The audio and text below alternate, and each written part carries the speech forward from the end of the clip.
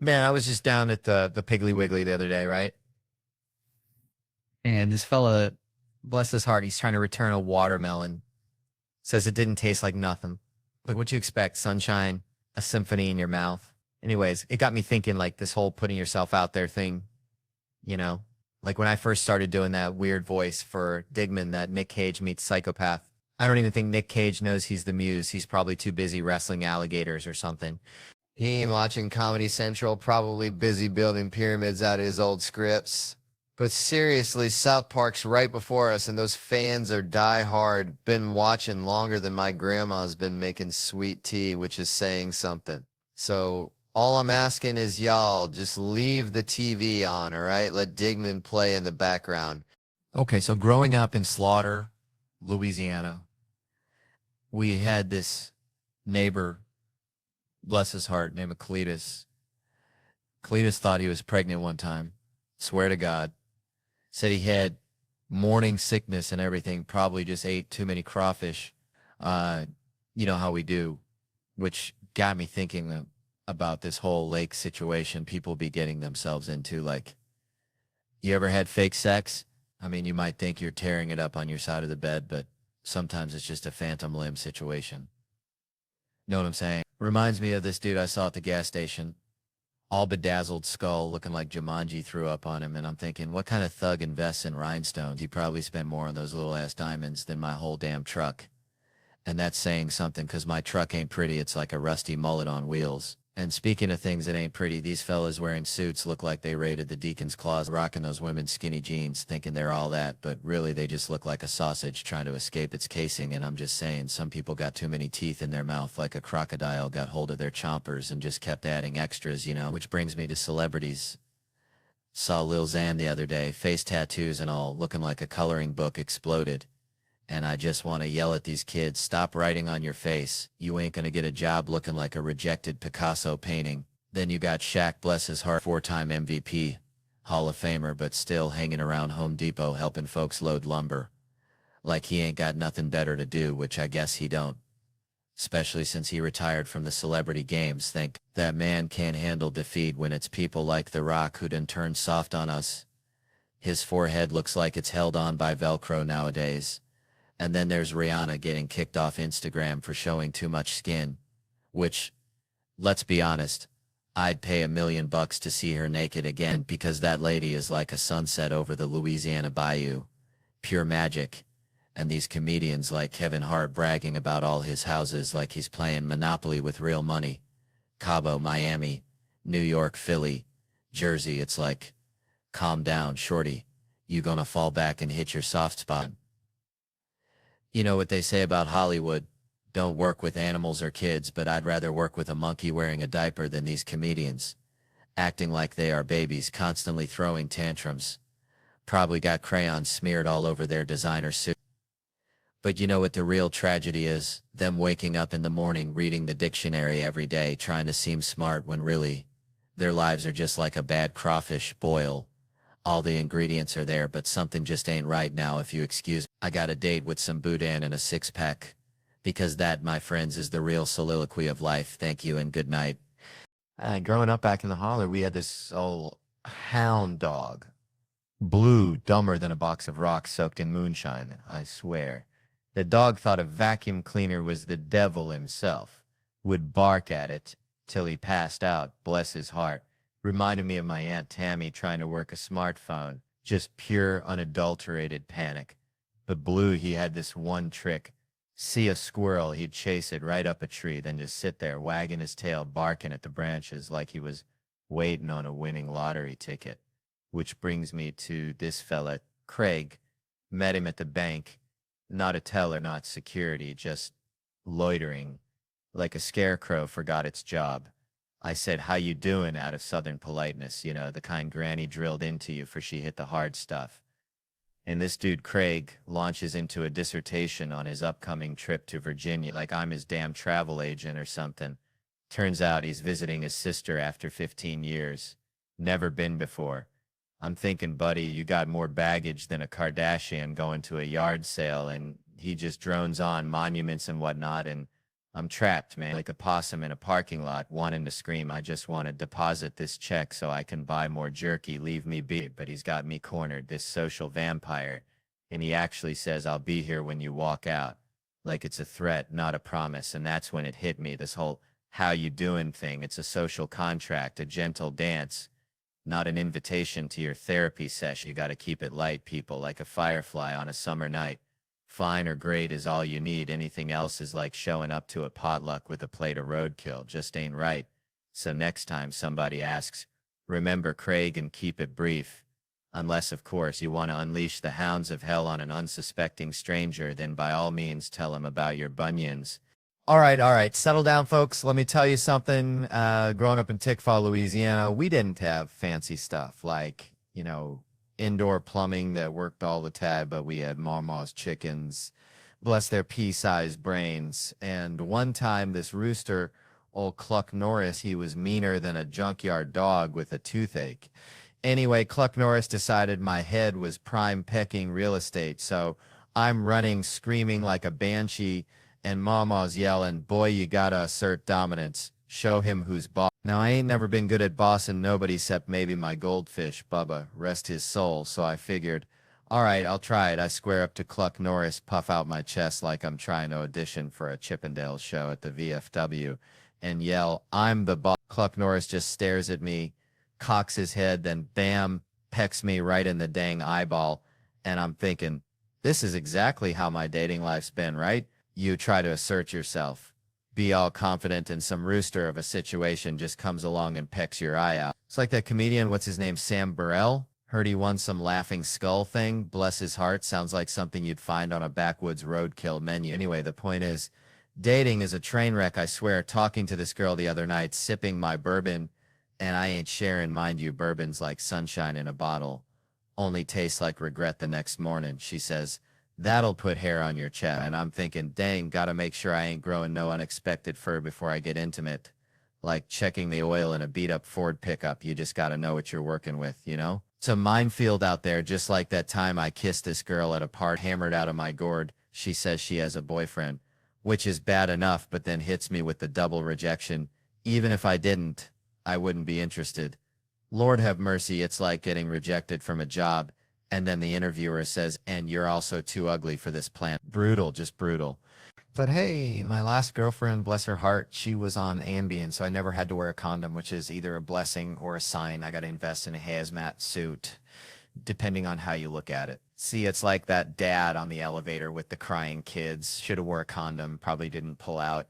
Now he's at the parent-teacher conference getting lectured. Charlie's been misbehaving. He's just got to shrug and say it's out of my hands, kind of like Cluck Norris pecking my eye. My own dad, met him 2 years ago, family-style restaurant. Ironic much.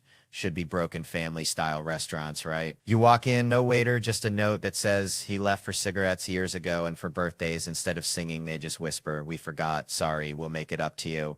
And some random dude walks in and says, I don't even work here, I'm just banging the owner. It makes you wonder, Never played catch with my dad, but we played an epic game of hide and seek. He's still hiding. I guess he's good at it. Saw a homeless couple sleeping in the street once. Sad, ain't it? But hey, at least he has a girlfriend. Hope he ain't hitting her, 'cause that ain't domestic violence. That's a street fight, and street fights, well, they ain't pretty. Dating someone now, I think. She stopped shaving her legs. That's how you know it's serious, right? It's like checking the tread on your tires before a long road trip. Gotta be prepared for anything. She asked me my fantasy the other night. I said, I want you to dress like a nurse and tell me I have health insurance. Yeah, pathetic, I know, but honest. The other night, things got wild. She said, fuck me like it's your job. So I started checking my email, seeing when I could clock out. She wasn't impressed. And let's be honest, I keep inside it's going way too long. Like texting my friend Dan, do you want to suck my penis? Only funny to me. And Dan, my girlfriend, not so much. Sent it to her by accident. Awkward Thanksgiving dinner, to say the least. I miss being single sometimes, especially dating black chicks. But, that's a whole different sermon. And the N-word, well, white people created it. Black people get to use it. Kind of like Magnum condoms, big and intimidating, but not always necessary. Subway story. Last one, I swear, with a girl I was dating. Pervert gets on, starts touching himself. She wants me to fight him. I'm thinking, I don't want to get hit with that hand, but she pushes me. I say, excuse me, sir, could you stop that? He says, I wasn't doing that to your girlfriend. I was doing that to you. And I'm right back to that feeling of Cluck Norris pecking my eye. You just never know what kind of rooster's going to come at you in this world, do you? Bam, bam. We're just part of the mom package, ain't it? Like, I still get yelled at sometimes. Feels like I'm 8 years old hiding firecrackers for mama. And speaking of things you don't see coming, I got straight up attacked in Burlington, Vermont this year, which is like getting mugged by a yoga instructor, you know. Places like Birkenstocks and kombucha explosions. Everyone's blissed out. I thought I was safer there than in my own refrigerator, honest to God. Bernie Sanders could be the mayor of Niceville. That dude makes me think of when I'm arguing with a woman because I just know it won't work, but I've just got to lay my ideas on the table regardless. So post-show, I'm chilling with some funny folks, couple of beers, 2 blocks from the venue when this fellow approaches and you can just smell the crazy like a raccoon that's found a can of hairspray. Something ain't right. He glares at me and goes, University of Vermont. I'm like, nope. He says, master's degree? I go, you're colder than a penguin's pecker. Then he shouts, I want to beat the shit out of all of you. But he's eyeballing me like I owe him money. I gave him the once-over. Figured he was all bark and no bite. Like a chihuahua with dentures. Big mistake, because I turn to walk away, and bam, he grabs my shoulder and smashes a pint glass on my dome like he's trying to make some dang glass blown. Turns out I misread the situation. Turns out I'm about as perceptive as a woodpecker looking for a car dealership. Now this dude bolts. Cops get called, and before they even hang up, I'm hollering to the bar, did y'all hear him call me Jew boy? And everyone's like, nah, Theo, we missed that. And suddenly I feel like Jussie Smollett's cousin or something. So they nabbed the guy, wasn't exactly an Olympic sprinter, and they got him crammed in the back of the cruiser. The cops are picking glass out of my hair, which, by the way, I'm pretty sure I was starting to get carded for less. And one of them asked, hey, smash a pint glass on your head. I said, could have been a pint. Could have been a whole darn menorah, officer. It all happened faster than a fart in church. All right. Then he's asking if I see spinning, and I'm all like a dreidel partner. It was a rough night. Felt like I was trying to parallel park in a hurricane. Finally, I had to fess up. Wasn't a hate crime, just some feller with a bad case of the stupids. They haul him away, and the bar manager turns to me all serious and says, just so you know, this never happens here. And I'm thinking, yeah, I figured it'd be pretty wild if they were like, oh, that's just Scott. Scott does that. Don't mind him. Man, let me tell you, back in Tickfall, Louisiana, we had this fella, Cletus. Thought he was a dang rooster, crowed every morning at 4 a.m. sharp. Woke up the whole dang town. But seeing these old photos reminded me of something equally bizarre, you know? Like here I am looking all young and spry with Simon Rich and America Ferrera, writing these dirty sketches for SNL, practically living in that writer's room, fueled by stale coffee and desperation. It was like wrangling a greased pig at a church picnic. I swear Seth Meyers would pop his head in like a curious raccoon, peeking into your trash can. Then he'd give us that, no look. You know, that polite but soul-crushing disapproval only a head writer can deliver. We even cooked up a Thanksgiving card with a picture of us, looking all festive and innocent, said Happy Thanksgiving Seth on the front. Then you open it up and it just says we each other. Real classy stuff, reminded me of the time I tried to teach my hound dog Blue to play poker. Didn't work out too well, he kept eating the chips. Anyway, seeing that drag brunch sketch written by this comedic genius named James Anderson. Funniest dude I ever met. No offense to Cletus the rooster. This guy was a goddamn comedy savant. He'd waltz into the rewrite room oblivious to what we'd been slaving over for hours and drop some truth bomb joke that was funnier than everything we had combined. Pure funny bones. I tell ya, like he was hooked up to some divine comedic mainframe, just spouting perpsies and comedic gold. Being in that sketch wearing heels on concrete felt like walking on hot coals after a Sunday service at the Pentecostal church. Shout out to the costume department though, they worked them heels low and stable, they judged based. So there's no tears in the hips cause you know, as a modern comedian I can't be falling. Gave me a whole new appreciation for drag queens. And for finally just saying, come on, let's get a cab even if Uber's 4 minutes away. Made me feel like a calf just took its first dang steps. All wobbly and disoriented, you know. And Diner Lops, that sketch was like a fever dream. I had after eating too many crawfish etouffee back in Louisiana. Wrote it in college when I was the head of writing. Imagine that, me, a responsible adultish human, leading a room full of writers. Who'd have thought it, but I was like, nah, I'm saving it, like holding on to a winning lottery ticket, waiting for the right moment. The host was supposed to be Galifianakis, but man, Keenan took that and elevated it. And Les Mis as a child. Oh lordy, I was in. It had drama, love, death, all the good stuff. And we turned it into a lobster's lemon. How could you not? But now, people keep mistaking me for the Flash, and I ain't saying I look like him, but they keep going. Oh, like, they halfway seeing it like I'm some kind of superhero disguised as a simple country comedian. But I ain't the Flash, I swear.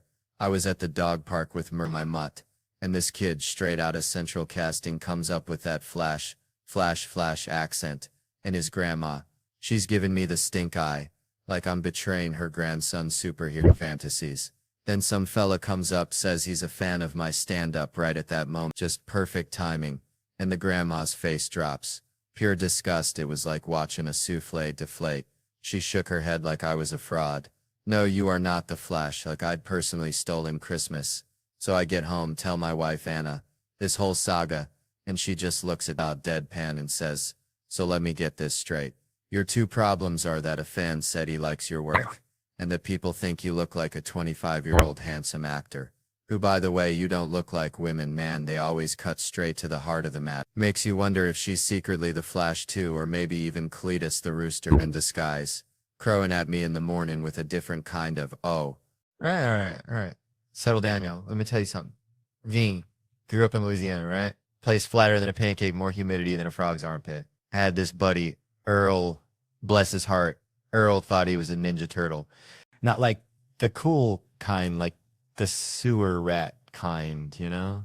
Always wearing green, heading in the ditch, eating whatever crawled by. Now Earl, he was convinced he was saving the city, even though the biggest crime we had was Mrs. Higgins' cat stealing Mr. Thibodeau's shrimp.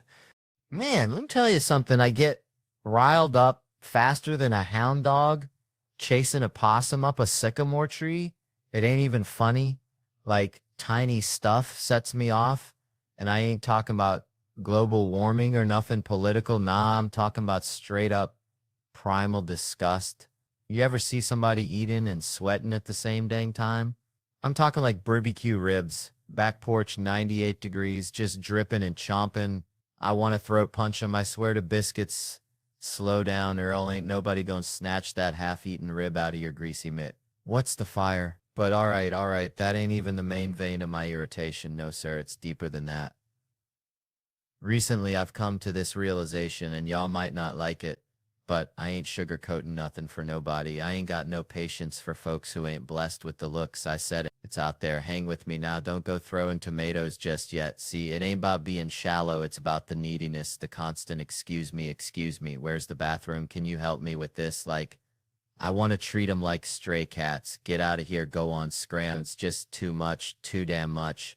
Let me paint the picture so you don't think I'm just some backwoods monster. I'm at the bank, right? Normal Tuesday, pulling out of the parking lot.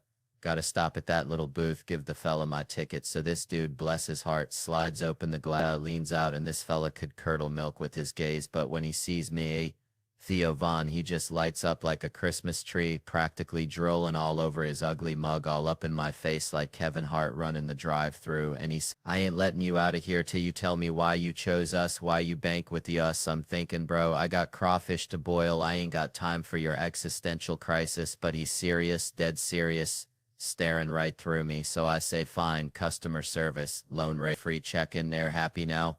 And this is where I almost lost it. He goes, that's all you had to say with your little ugly ass. I said, did you just call me ugly? And he hits the button and I'm gone, fuming.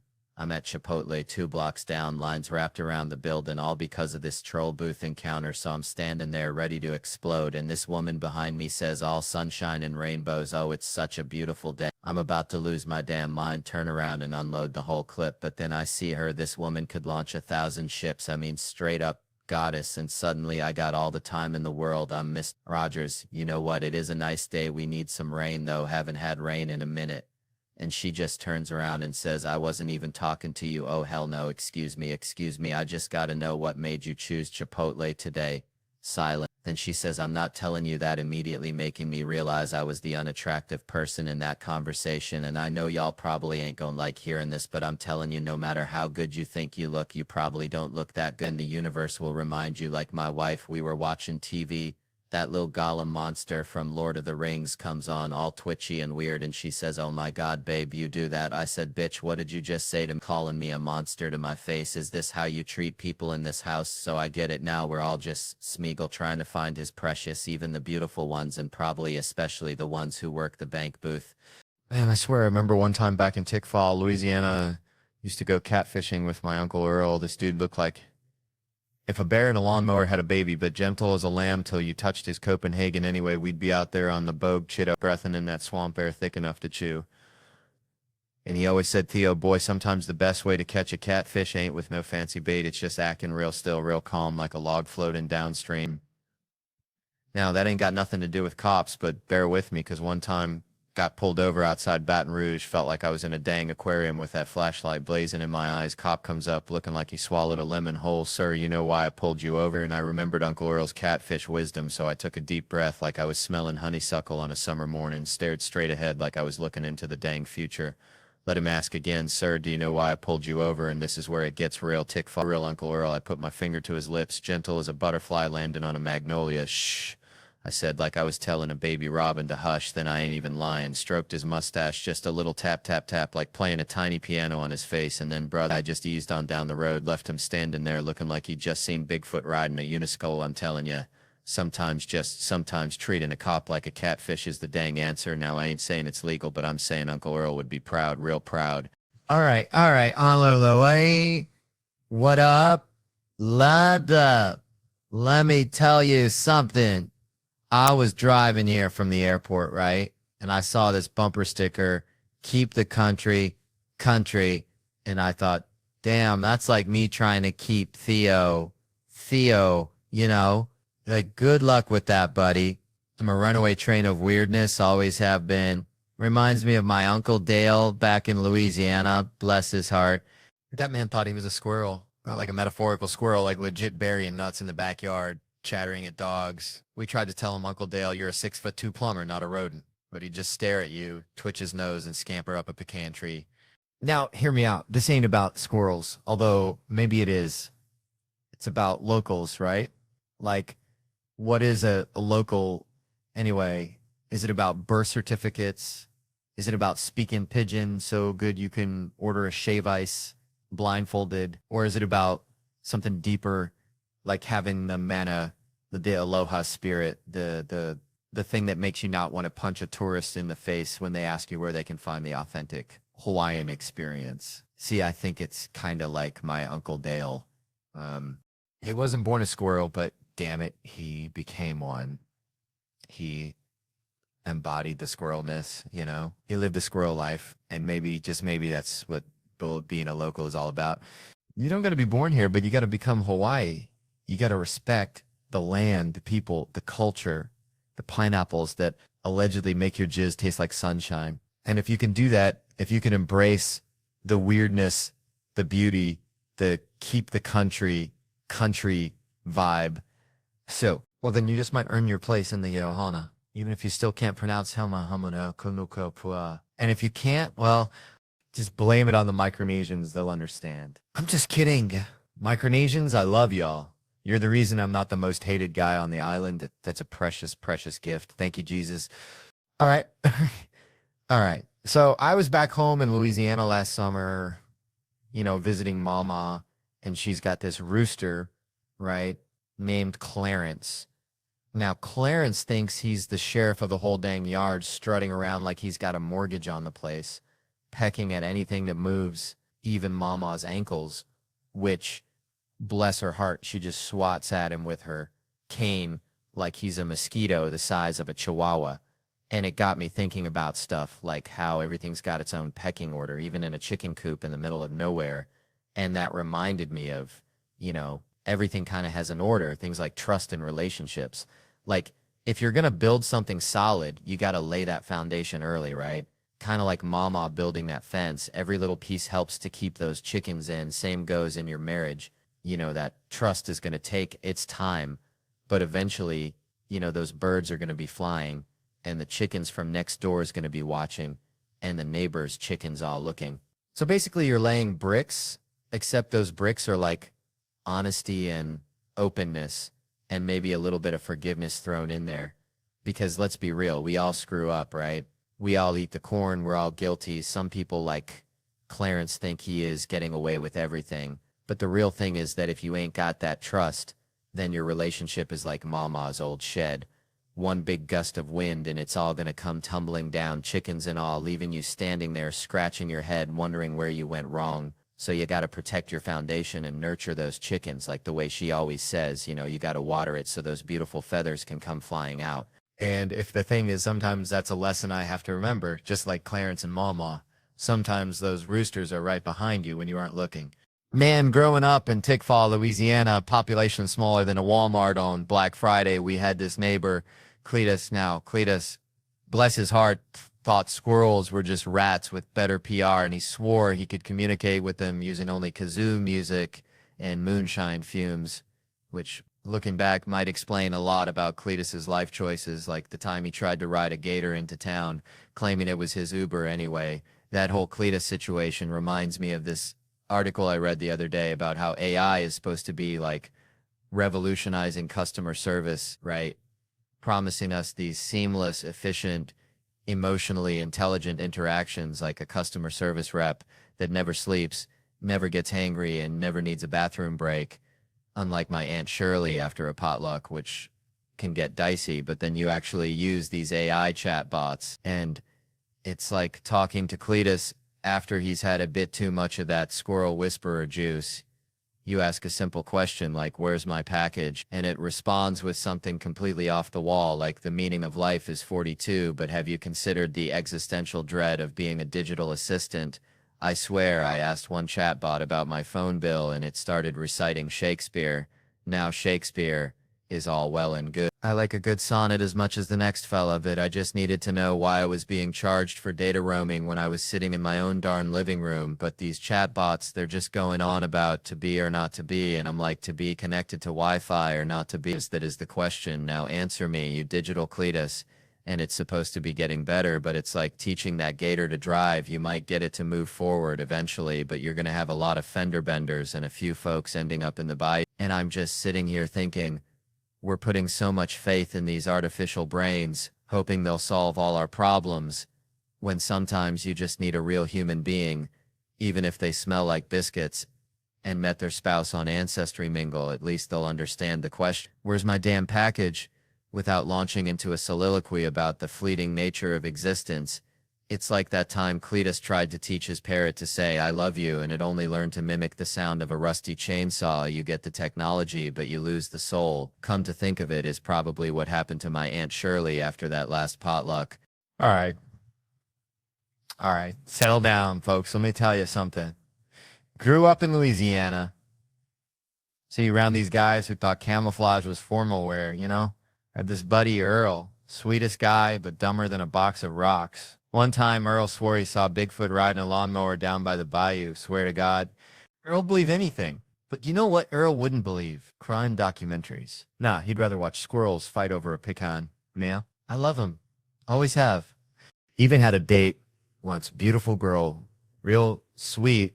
Until she dropped the bomb that her daddy was all over the John Benet Ramsey case. I swear I forgot all about the date. Just peppered her with questions about the case. Poor girl probably thought I was a weirdo. No second date, naturally. Always wanted to solve a crime, though felt like my calling, kind of like how Earl felt about Bigfoot. So, a few months back, I'm home from touring, recreating from shaking hands and pretending to care about other people's problems. I go outside in my rave for, blessed be its name. It's been violated. Not like a Gone Girl situation, but still. Someone had rummaged through it. And get this, they left a hat, a freaking baseball cap. Aha. I yell like I'm finally catching a greased pig at the county fair. I'd been burglarized before, but this was evidence. So I run inside, grab my surgical gloves. Yeah, I own surgical gloves, don't judge. And a Ziploc bag. Dimmered something about Dennis Fong messing up the DNA in the OJ case because it got too warm. I wasn't going to be no Dennis Fong ruining evidence with the California sunshine. I carefully bagged that hat, CSI style, even though my car's interior looks like a hobo's backpack after a tornado. Then I stuck that sucker in the fridge, right next to the wilting lettuce, and my wife's leftover quinoa salad she keeps telling me is good. Called the LAPD, stood out front like Deputy Fife, waiting for the cavalry, thinking, don't worry, fellas, Vaughn's on the case. They show up, these two cops looking like they'd rather be eating donuts ask, what's the situation? I tell them about the break-in. They ask if the window was broken. I told them, nah, I leave it unlocked now because these LA thugs gonna bust a window if I don't. And that's just rude. So they ask what was stolen, and I told them I have no earthly idea what's in my car. It's basically a rotating museum of forgotten sunglasses, old snack wrappers, and my wife's collection of crystals she swear keeps the demons away, but I suspect mostly collects dust under the seat. I say, but this time we gotta break in the case. I led them inside like I'm leading tourists through a creepy haunted house, pulled out the hat like I'm present in the Mona Lisa. He left his hat, I exclaim. Yeah. They're like, okay. I ask if they can run it through CODIS, like on Law & Order. Get a hit on the perp. They look at me like I'm speaking Swahili. Why would we do that? They ask. I'm floored because he committed a crime. They were like, barely. You left the car open, nothing was stolen, maybe trespassing, but we ain't running no national DNA search over that. I was flabbergasted. Then like a bolt of lightning hitting a cow pasture hit me. I told them, you can frame it as the guy gave you a hat, a thoughtful yet misguided gift from a budding criminal. I am real glass half full type guy, you see. They still didn't budge. Full. I told them, look, this could escalate. It's a there tresage you for. Tomorrow it's an escalade. Then a whole HOA community watch group is dead in the ditch. But I say, Manson, and I don't like to speak ill of the dead, but he was a lousy guy, right? He started small, creeping around people's houses. Then he got big ideas. So I ask, don't you want this guy's DNA on file before he graduates from petty theft to start a podcast about murdering people in his basement? They were like, what file? What are you talking about? And I said, the one where you keep the DNA of potential murderers. They said the only way they'd need his DNA profile is if, and I jumped in, if he murders somebody. And then I remembered that sometimes serial killers like to help the police, So I just kept talking about this guy in the third person like he was some kind of criminal mastermind. He's cunning, I said, but he will be back. Then I remembered my friend down the street. Her car got broken into too. I told the cops, go talk to her. Tell her to say something was stolen just to get that hat back in the national system, which apparently is framing someone for a crime. But hey, I'm willing to bend the rules to get these guys behind bars. So if you're out there, car thief, know this, you messed with the wrong RAV4. You'll quickly realize I have no valuables, maybe some spare beef jerky and a lot of regret for ordering that weird coffee from the airport and a bunch of dirt on the carpet. Oh, and that's my dirt. So folks, that's the story of how I almost became a forensic genius. But hey, at least I got a good story out of it. And speaking of good stories, Big Mouth is back. It's based on Nick Kroll and Andrew Goldberg's friendship, and it's fantastic. I get to voice Andrew alongside my very good friend Nick Kroll. It's a fantastic show, and I'm excited to announce its second season. So I was down in Loringer, Louisiana, right? Now, that's a place where the possums wear tuxedos to the Piggly Wiggly, okay? My buddy Earl. Earl's got this cousin, Cletus, who runs an escape room at his double wide, only it weren't no mall kind of thing. See, it's more like if Deliverance met Home Alone after a case of Natty Light. Anyway, Cletus gets this idea from watching one of those police shows. All of a sudden, he is an expert, so he has to start his own business. He is also so big-headed, and that is where the problems begins. My Aunt Brenda is there along with the kids. You see, we pull up to Cletus's, and it's got this vibe like a meth lab that just lost its lease. That is for sure. My Aunt Brenda is like, oh, heck no. But the kids are screaming about fun, so we go in. Now Cletus opens the door wearing a bathrobe and a shower cap, looking like a Baptist preacher's wife after a rough night. First thing he asks is, have y'all seen my chihuahua, Pepito, and my uncle? Never one to miss an opportunity. Yells, tell Pepito to go get rocks. And then he spits a dip of tobacco onto the porch. This is where the bad began. Cletus ain't phased. He just smiles with his one tooth looking like a tombstone in a pumpkin patch and says, come on in, but leave your wallets and phones in the microwave for the safety. We should have never left our phones. It all went downhill. The kids went full-on sheep. They did not care about safety. Now, Cletus then starts explaining the rules in a low voice like he is about to sell drugs in the middle of the sate. My uncle is all over him, asking about Cletus's mother and why she ain't around. My Aunt Brenda is yelling, and I swear it was like watching a squirrel try to parallel park in the middle of the interstate, chaotic but entertaining. Then came the mother's room part, and that's where it got weird, like a banjo solo at a funeral. Weird. Now, Cletus says we got to leave our car keys, our L phones, our wallets, everything on the counter, which should have been our first clue to just leave. We were all standing there quiet, and my uncle said, did you hear me, Pepito? Go kick rocks. That is when Cletus said, the rules are the rules. It is the escape room. So we all dumbly followed Cletus into the room. And the moment the door slammed shut behind us, it hit me. No waivers, no contact information, just a sketchy guy and a locked door. It was the type of feeling when you accidentally drop a hot dog on the floor in the middle of a church event. Right then, I knew that Cletus had no clue what was going on. My uncle, he says, well, I reckon we're going to be working in a possum farm in Oklahoma by sundown before he starts yelling, Pepito, kick rocks. Because, heck, at that point, a possum farm seemed to that reasonable career choice compared to what Cletus might have had in store. I just know this is where the problem begins. Then my aunt yells, why did we come? I am out. Which he said was the punchline to the whole thing. All right, folks. Let me tell you something. Growing up in Possum Trot, Tennessee, population smaller than a Walmart on a Tuesday night, we didn't have no fancy math groups. No Blue Angels flying high. We just had smart kids and the rest of y'all. And I was definitely hanging out with the rest of y'all.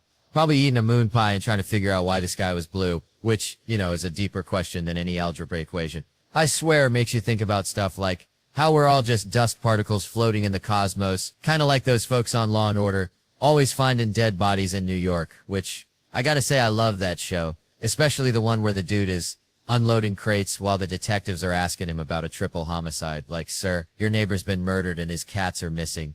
And he's like, yeah, Tony Ramirez, Tuesday's box of bananas. I tell you, that reminds me of my Uncle Billy, who wouldn't stop whittling even when a tornado was coming. Said he had a wood spirit to appease anyway. Law and Order's just comfort food. You know, same story every time, like them Dollar General cookies that are always a little stale, but somehow you still eat them. And then there's Jerry Orbach, Lenny Briscoe himself. That guy was a legend. I miss him more than I miss my Aunt Mildred's potato salad at Thanksgiving, which, let me tell you, was a culinary crime against humanity, bless her heart. Jerry was the best. Always had that dry wit like a good shot of moonshine on a cold night. And then he went and died.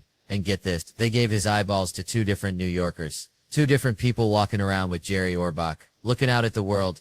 Imagine the pressure. I mean, what if one of them starts making those little wisecracks at crime scenes, like, looks like someone didn't pass their final exam. That'd be something. Or maybe they both fall in love, like some kind of bizarre rom-com. Love at first sight. New York. 2 strangers meet, who only share a pair of deceased detectives' eyes. He likes football, she likes stocks, but then they stumble upon a dead body and at the same time they both just blurt out, well, class dismissed, as they gaze into each other's Jerry Orbach-y eyes. Lucy, Cruikshank Trichiljo Frenol PI. All right, how y'all doing? That's what I like to hear. Yeah, Theo Vaughn here, let me tell you something. Grew up in the sticks, Louisiana. We had this old hound dog, Blue. Sweetest thing, but dumber than a box of rocks, I swear. He'd chase his tail till he passed out, then wake up and do it again. Just pure unadulterated joy in that dog's heart. Reminds me of my cousin Earl, bless his soul anyway. Saw some fancy water backstage, thought I'd grab a sip. Next thing you know, sploosh right down the front of my pants, looking like I just lost a battle with my bladder. And you know what's crazy? We're all so worried about looking like we peed ourselves. Like it's the ultimate social faux pas, but let me tell ya, nobody's intentionally rocking the pee-stained pants look. Like, yeah, just gonna let this soak in. Air dry. Adds character. Nah, if it happens, it's an accident. A momentary lapse of judgment. Like driving a tractor through a car wash, you just gotta own it. And besides, pee's like that fire in backdraft, it goes where it wants. It's got a mind of its own, seeping down your leg, pulling in your shoe. A real abstract expressionist masterpiece. But that got me thinking. You ever see them folks in the bathroom, hovering under the hand dryer, scorching their nether regions like they're trying to deep fry a chicken? Ain't nobody got time for that. And that water wasn't water, 'cause it just kept tumbling like a leaky faucet, which is a sign. I'm getting older. 43 now, which is weird. because I just got carded at Cracker Barrel, but my knee sounds like a bowl of Rice Krispies. Makes me think of these awards, we give them out, feel good, raise some money, but it's like, who really deserves it? Like in Willy Wonka, Charlie gets the golden ticket, takes Grandpa Joe, and everybody's cheering. But what about Grandpa George, huh? Laying in that bed, looking like a prune, getting passed over for the guy who suddenly remembers how to walk after 4. Grandpa Joe, that walrus-mustached con artist, lying in bed while they sing Cheer Up Charlie, that song that sounds like a funeral dirge, while his mama makes laundry soup. It ain't right. It ain't fair. It's like award shows where some folks get the golden ticket and others are left eating dust. And honestly, that reminds me of that hound dog Blue. He never got any awards, just chased his tail and barked at squirrels, but he was happy as a clam. Maybe that's the real award, just finding your own damn tail to chase. Now ain't that something? All right. So I was down in Tickfaw, Louisiana, visiting my uncle Earl, bless his heart. He's got this rooster named Clarence that thinks he's a dang opera singer, just screaming at the moon all night long, kept me up more than a possum in a laundromat. But anyway, Earl's watching Law and Order, and he's yelling at the TV. They're always stealing stories out of the newspaper, dang varmints.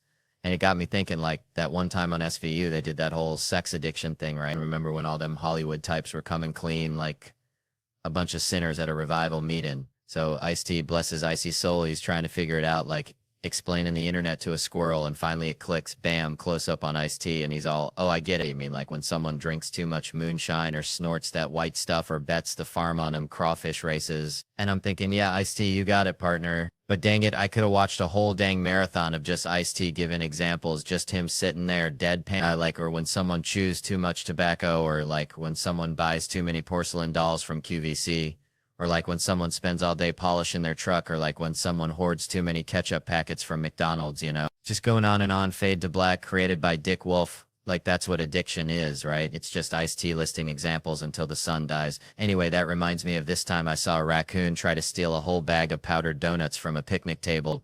He looked like he was going to explode, and I realized, man, sometimes we're all just raccoons, and those donuts is whatever thing we can't stop chasing in life, so cheers to the donuts, Man, I swear to God, reminds me of Uncle Hank back in Louisiana. Used to wear a tinfoil hat, said the government was listening through his fillings. Now this fella right here, he's like Uncle Hank, but instead of the government, it's me. Just me and my jokes, right? He's heckling me all night, quieter than a mouse pissing on cotton, front row seat, just for me. Every joke lands flatter than a pancake in a microwave, and he's whispering, "You suck, Theo, you're worse than day-old gas station sushi." And I'm trying to ignore him like a mosquito at a nudist colony, but eventually the dam bursts, I snap like a Slim Jim in a freezer, and I tell him, "Buddy, you're about as useful as a screen door on a submarine." And the whole back of the room, they didn't hear a damn thing. They're all like, "Whoa, Theo, what's gotten into you?" They're siding with him. This dude who looks like he dresses exclusively from the Lost and Found at a bowling alley, and he's just eating it up, smiling like a possum eating a sweet potato. So I lay into him. I dissect him like a frog in a high school science class, and finally I get something about his haircut, looking like a Lego man after a car accident, and that's it. He's had enough. He storms the stage. This is where it gets good. I'm up on a riser, feeling like friggin' Gandalf holding back the Balrog. He's climbing the stairs, and I give him the nod, the international sign for "you shall not pass," and finally a bouncer shows up, looks like a retired rodeo clown, and escorts him out. Turns out, this dude was dressed head to toe in Star Wars gear from Comic-Con, so naturally I called him a virgin, and that's what finally pushed him over the edge, which I gotta say, maybe I went too far, but hey, sometimes the truth hurts more than a paper cut on your eyeball. Well, hey there, folks. Let me tell you, a couple weeks back, my email got hacked, which honestly felt like getting invited to a fancy party because I'm terrible at keeping in touch. So suddenly sending a spam link to everyone I know felt like my civic duty, my annual Christmas card, if you will. And bless their hearts, they all wrote back like I just birthed triplets, all screaming, "Didn't know your cyber uterus is bleeding viruses. Brought us closer than a Tupperware party after a tornado." And then this one fella, bless his simple soul, emails me, says, "Theo, buddy, clicked your link, but I ain't in the market for no herbal Viagra." And this ain't no comedian, folks. This is pure unadulterated West Virginia logic after 17 years of friendship. And it got me thinking, first off, who in God's green earth still clicks a spam link? that looks like a dollar sign, had a baby with a swastika, and named it malware. I'm talking if HPV was a website, this was it. But no, he saw that blank email, subject line, reading, check this out, which, let's be honest, I ain't ever uttered in my life, and thought, alright, Theo's peddling snake oil, which is insulting because if I was gonna shill herbal Viagra to my entire contact list, it wouldn't be a 2-column email blast. I'd craft a goddamn novel, something like Dear Friends, Famlin, folks I met at that all-night Waffle House in '09, Comedy's Gone South, and my Cayman Island business partners, and I have concocted a miracle cure for bedroom blues. Click the swastika for the world's ugliest website, pink on purple, just how we like it. See, gotta sell the dream, you know. Anyway, turned 30 recently, watching movies different now. Used to root for the hero, now I'm vibing with the side characters, the ones rolling their eyes like, oh great, another Spider-Man, feeling like I'm watching a squirrel try to parallel park. Reminds me of Michael J. Fox in Back to the Future, that was my jam. Wanted to be Marty McFly, but watch that movie again. And it's wild, this 17-year-old kid's best friend is a disgraced nuclear physicist, and nobody bats an eye. We're all just like, yup, checks out, like seeing a cat driving a track. That movie is bananas. Imagine pitching that in a studio, like alright, family action movie, lazy high school kid, sleeps in, but get this, his best friend's a disgraced nuclear physicist.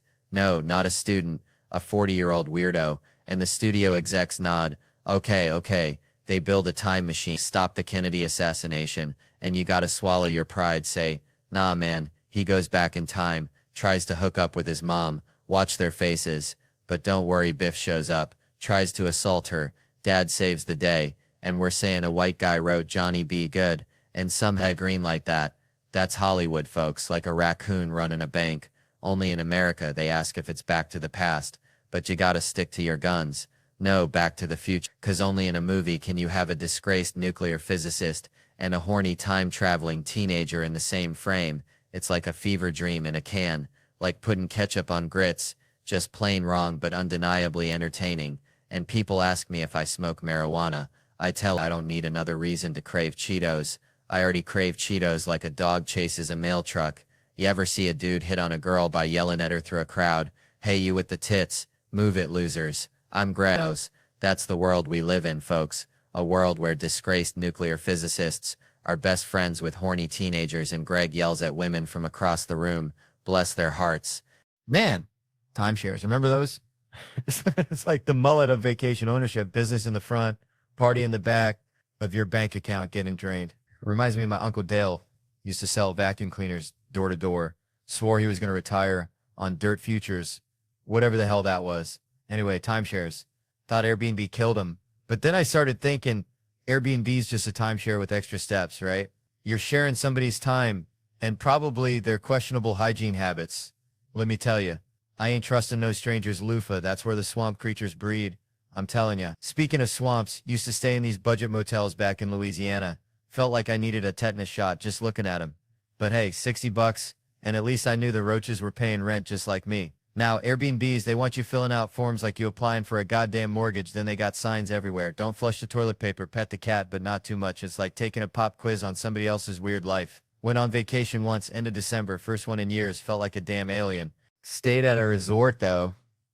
No way I'm trusting Brenda from Des Moines with my vacation serenity. Hotels impersonal. Hell yeah, that's the point. I want anonymity. Not a family photo album staring at me while I'm trying to unwind. Imagine getting intimate in an Airbnb surrounded by pictures of strangers skiing in Tahoe. Talk about a mood killer. It's like getting blue-balled by a stock photo. Tried the Airbnb thing once. Peak pandemic, figured I'd live large in Phoenix, rent a mansion with a basketball court and a pool. Baller status, baby, but the gig got canceled, only got half my money back. Felt like I got scammed by the Monopoly man. All right, folks, let me tell you about something I saw back home in Louisiana. This old fella, Cletus, bless his heart, he thought camouflage made him invisible, wore it at the grocery store. The bank even wore it to his own dang divorce hearing, claimed his wife couldn't see him to serve the papers. Judge wasn't buying it, looked at him like he was a squirrel trying to pay for nuts with bottle caps. But anyway, it reminded me of something way bigger, something on the news. See, it's like this whole China, Taiwan, Australia, America shebang. It's like Cletus trying to hide in plain sight, thinking nobody knows notices him stuffing crawfish down his overalls at the Piggly Wiggly, but really everybody's just politely pretending not to see. So this Taiwan thing, right? Everyone's all puffed up with their chests out, and I'm just, hang on a second, are we even going to know who we're fighting anymore? I mean, you see how many folks are rocking those free Hong Kong shirts with the same kind of confused look I get when I try to assemble IKEA furniture. It's like trying to tell the difference between a possum and a raccoon in the dark. Both got pointy noses and beady eyes, and you probably don't want to mess with either one, you know? We're going to need some kind of system, some kind of, I don't know, secret handshake, maybe a password like the crawfish boil is at Aunt Mildred's, and if they answer bring the boudin, then we know they're on our side otherwise. Well, it's going to be a real dang cluster, like trying to herd cats through a car wash, I'm telling you. And don't even get me started on the accent thing. I mean, I can barely understand my own mama when she's talking about the gizzard she found at the butcher shop. How am I supposed to decipher Mandarin, Taiwan, or whatever else they're speaking over there while the missiles are flying? So I'm just saying we need a plan, a real down-home common sense plan. Maybe we just give everyone a breathalyzer, whoever blows the highest wins, or maybe just maybe we all just sit down, share a plate of fried okra and figure out how to avoid this whole mess in the first place, because war, folks, is like a hangover after a crawfish boil. Nobody really wins and everyone ends up regretting something they did. All right, folks, so growing up in Louisiana, right, we had this one neighbor, Cletus, real character, always wore a coonskin cap. Even in July, looked like Daniel Boone went bankrupt, started selling fireworks out of his trailer. Anyway, Cletus was convinced aliens were stealing his garden gnomes. Like every week, another gnome gone, vanished, and he'd blame it on them dang space critters. Now, I ain't saying Cletus was wrong, but he also thought Mountain Dew was a health food, so, you know, grain of salt, and it reminds me of these new Nazis popping up, acting like they just discovered hating folks. See, back in my day, Nazi was just something your mom called you when you wouldn't clean your room. Like, Theo, you're being a real Nazi about these Legos, not some actual belief system. These new ones, though, they got this whole thing about Jews ruining everything. And I'm like, hold on a dang minute. My wife, Anna, she's Jewish. I married into this thing. I got the official decoder ring. I know the truth. And let me tell you, blaming the Jews for everything is like blaming Cletus's missing gnomes on the aliens. Maybe check the raccoons first, you know. Speaking of Anna, I was telling her the other day, I said, honey, we've been hitched for like 3.5 years now. You cool if I still crack jokes about you on stage? And she just shrugs and says, yeah, go ahead. Just don't say I'm a bitch and you don't like me. I almost choked on my sweet tea. The bar is so low. It's practically underground. I mean, that's it. That's the limit. A show about how I hate my wife would be a damn disaster. It'd be like a men's support group hosted by John Voight and Alec Baldwin. Yikes. No thanks. Truth is, Anna is a bitch. A dynamite 5-foot Jewish bitch, and I love her to death. We're polar opposites. She walks around like she's immune to opinions, doesn't give a hoot what anyone thinks. It's beautiful. I, on the other hand, need everyone to like me all the time. It's exhausting. She says being with me is like dating a mayor running for the Mayor of Nothing award. We went to Best Buy the other day to get a TV. Didn't even get the TV. I was too worried the sales guy would be mad. So I bought an HDMI cable just to smooth things over. Anna's standing there, stone-faced. The guy asks if I have a Best Buy rewards card. I say no, but I wish, and she just walks off full-on Blair Witch style, disappears into the laser printer aisle. I'm left standing there like a dang fool. The guy tries again, want a rewards card? I say no, even though I just implied it's my greatest desire, 'cause I'm picturing telling him I'm trapped in a loveless marriage with little Miss Jesus Christ, who won't let me achieve my true potential. So one day I'm gonna leave her and finally get that dang rewards card, and she's all like, Jesus Christ, Theo, you're never getting that rewards card. See, that's the Catholic versus Jewish thing. I was raised Catholic, she was raised Jewish, two different worlds. We were talking about it the other day, not about kids, though, because we ain't having those. Everyone always asks. And I'm like, I don't know, never is a long time. 14 years ago, I smoked cocaine the night before college graduation. Now I'm afraid to get a flu shot, so who knows what tomorrow will bring. Maybe I'll finally get that Best Buy rewards card after all. Man, I'm down in Orange County, right? Real deal OC. Not that fake LA garbage. And I hear this story about a chopper dude. Pops built this tour business for 38. Like clockwork, then hands it off to his son, American dream kind of stuff, right? Like, son, here's the keys. Don't screw it up. Keep the Von Erichs of helicopter tours going. And the kid's all right, Dad, love you too, gonna make you proud. Probably had 4 kids already, that traditional life they push on you. 5 days later, 5 days from balloons, and a congratulatory cake. This kid, he's probably barely got the script down. Like, yeah, folks, look to your left. Beautiful Orange County, 27 miles of beaches. Seatbelts, please. But only one dude shows up for a couple's tour. Red flag, right? But bills gotta get paid. So they hop in. 10 minutes in, this guy just yeets himself out the door like a reverse Houdini, straight into the Pacific. I'm thinking, what in the actual tarnation? 5 days in, this kid's already got a story that'll be on I Shouldn't Be Alive. But turns out, the jumper, a 61-year-old, was riddled with something awful. Chronic pain, doctors throwing up their hands. Figured he'd had enough, and in my book, that's a goddamn hero. He wasn't gonna go out like some sissy overdose on pills while watching The Notebook under Nana's quilt. No, he went full Evel Knievel. Think about it, soaring over the land he loved. Then bam, swan dive to freedom. Shoulda had a cape on, I'm telling ya. He probably had his feet on the dashboard, chugging a Dr. Pepper, not even listening to the tour spiel, just thinking adios. But here's the kicker. The cherry on top of this crazy Sunday, the dude lived 500 feet above the ocean. You'd think that'd be a wrap, but he must have hit the water like Greg Louganis. Minimal splash, except witnesses said it looked more like a mannequin getting tossed out, so probably a belly flop of epic proportions, like a seal trying to do a cannonball. But listen, that don't change nothing. The intention was there. I still respect the hell out of this guy. I just feel bad cause on the way down he's probably thinking 3 more seconds of pain, 2 more seconds. Oh God, this is worse. This is way worse. It does have a happy-ish ending though. He passed away later at the hospital. So here's to him, God bless him, and I hope someday I have the sheer audacity to orchestrate a grand finale like that. Even if I botch the landing, just a dude trying to stick it to the man in the sky. Even if he just ends up looking like a big ol' sea pancake. Shoot, let me tell y'all something. This private school my youngins go to, it's got me feeling like a scarecrow in a cornfield of egos. Standing there thinking, dang, do they even know I used to sell out comedy shows faster than sweet tea at a Klan rally? I ain't bragging, I'm just being honest. Like that time I found a 2-headed squirrel in my backyard. Weird, but true. Anyway, I'm as humble as a hound dog in a mud puddle, but even a blind squirrel finds a nut sometimes. And these folks gotta act like I'm just another John Deere tractor in the parking lot. So picture this, I'm dropping off little Kevin Jr., and the teachers swarm my Escalade, like flies on a honey wagon, right? Mrs. Henderson, bless her heart, comes tapping on the window, all smiles, like a possum eating a persimmon. Mr. Hart, she chirps, the annual school fair is coming up, and we were hoping you'd consider being our greeter. Now I waited, I gave her the old, are you smoking crack in your tea stare, but she just blinked back like a newborn calf. Greeter? Me? Kevin sold out stadiums? Hart? I ain't hating on greeters, mind you. They're the unsung heroes of retail. Like that Walmart fella that once greeted me so hard I thought I'd accidentally wandered into a gospel revival. Dude slid into my field of vision like he was butter on a hot biscuit, yelled, "Welcome to Walmart, you here to get you some stuff?" and then proceeded to moonwalk away, leaving me questioning the very fabric of reality. I bought extra stuff just to show him some respect and practically broke my neck trying to get him to bless my receipt with his highlighter. True story, ask my Aunt Shirley, she was there. But that's Walmart, folks, where dreams are made of questionable processed foods and inspirational moonwalks. This is a fancy pants private school, the kind where they serve organic kale smoothies at the Bake Bay. I was selling out arenas plastered on billboards bigger than my Uncle Ray's double wide, and they want me to say howdy, folks, next to a petting zoo. No, sir.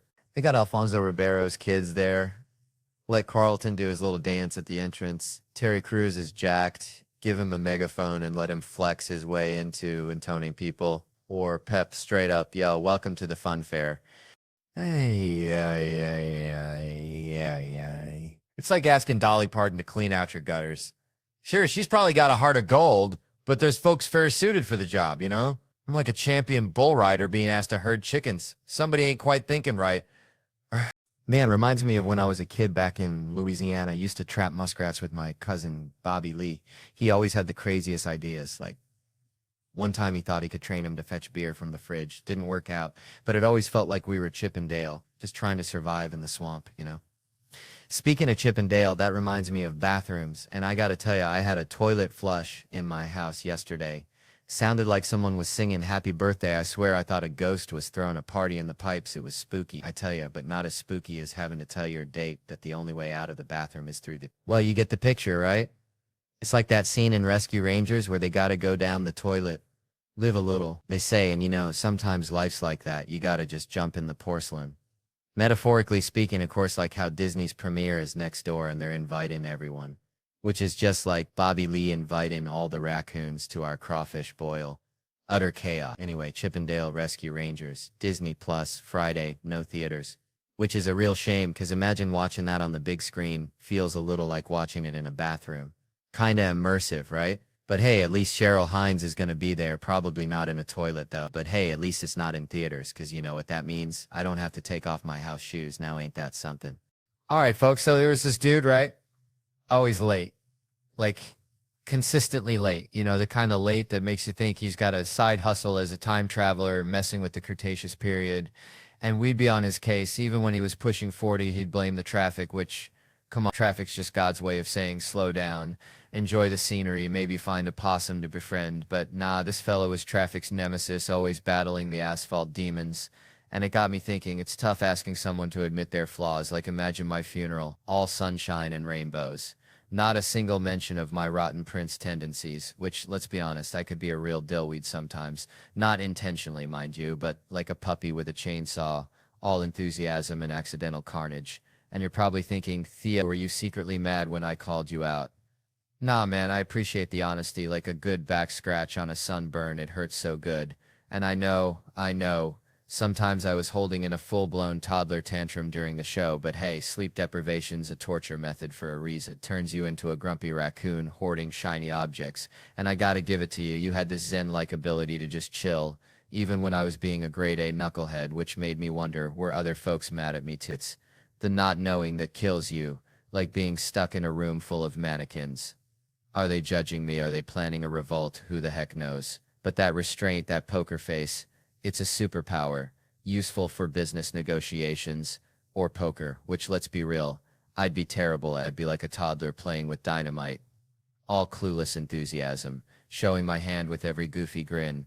But my dad, bless his heart, gave me the best advice for dealing with those situations. He said, son, if you don't like what someone's saying, just shut your trap, let them talk in absolute silence, and they'll crack like a walnut under a sledgehammer. They'll start backpedaling, offering you the moon just to break the tension. Because people hate silence more than they hate Brussels sprouts. It's a powerful weapon, that's silence. And I realized, days, that's what he did to us kids when we wanted to watch R-rated movies. Can I see Rambo? Silence. Are you still there? Uh-huh. More silence. And boom, bedtime foiled again. So when my time comes, I want my eulogy to be real. Flaws and all, someone gotta say, Theo loved life. He really did. Like a Labrador with a tennis ball. Pure unadulterated joy. And sure, I'm speaking in the past tense, but hey, I'm still kicking. Thanks for that, by the way.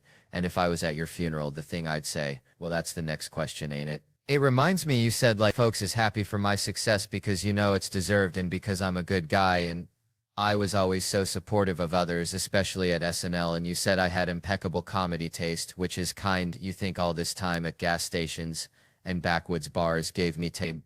You said my kind words are gracious, and boy, my life's been richer since I met you, and you recommended me for that writing job, which means I owe you for changing my life. Like Werner Herzog said, I don't know if people change each other's lives, but you made my life better. It's like being a comedian picking up rocks on the ground, and you said, do you want to go to the moon? And I love every conversation we have, but the last question, it's ever seen a ghost? I ain't seen no ghost. Maybe I should start asking that at parties. Picture this, a high school kid at a dance. All awkward angles and nervous energy, sidles up to a girl, stares intensely and whispers, you ever seen a ghost? Is that what girls want to hear? Would that be enough to seal the deal?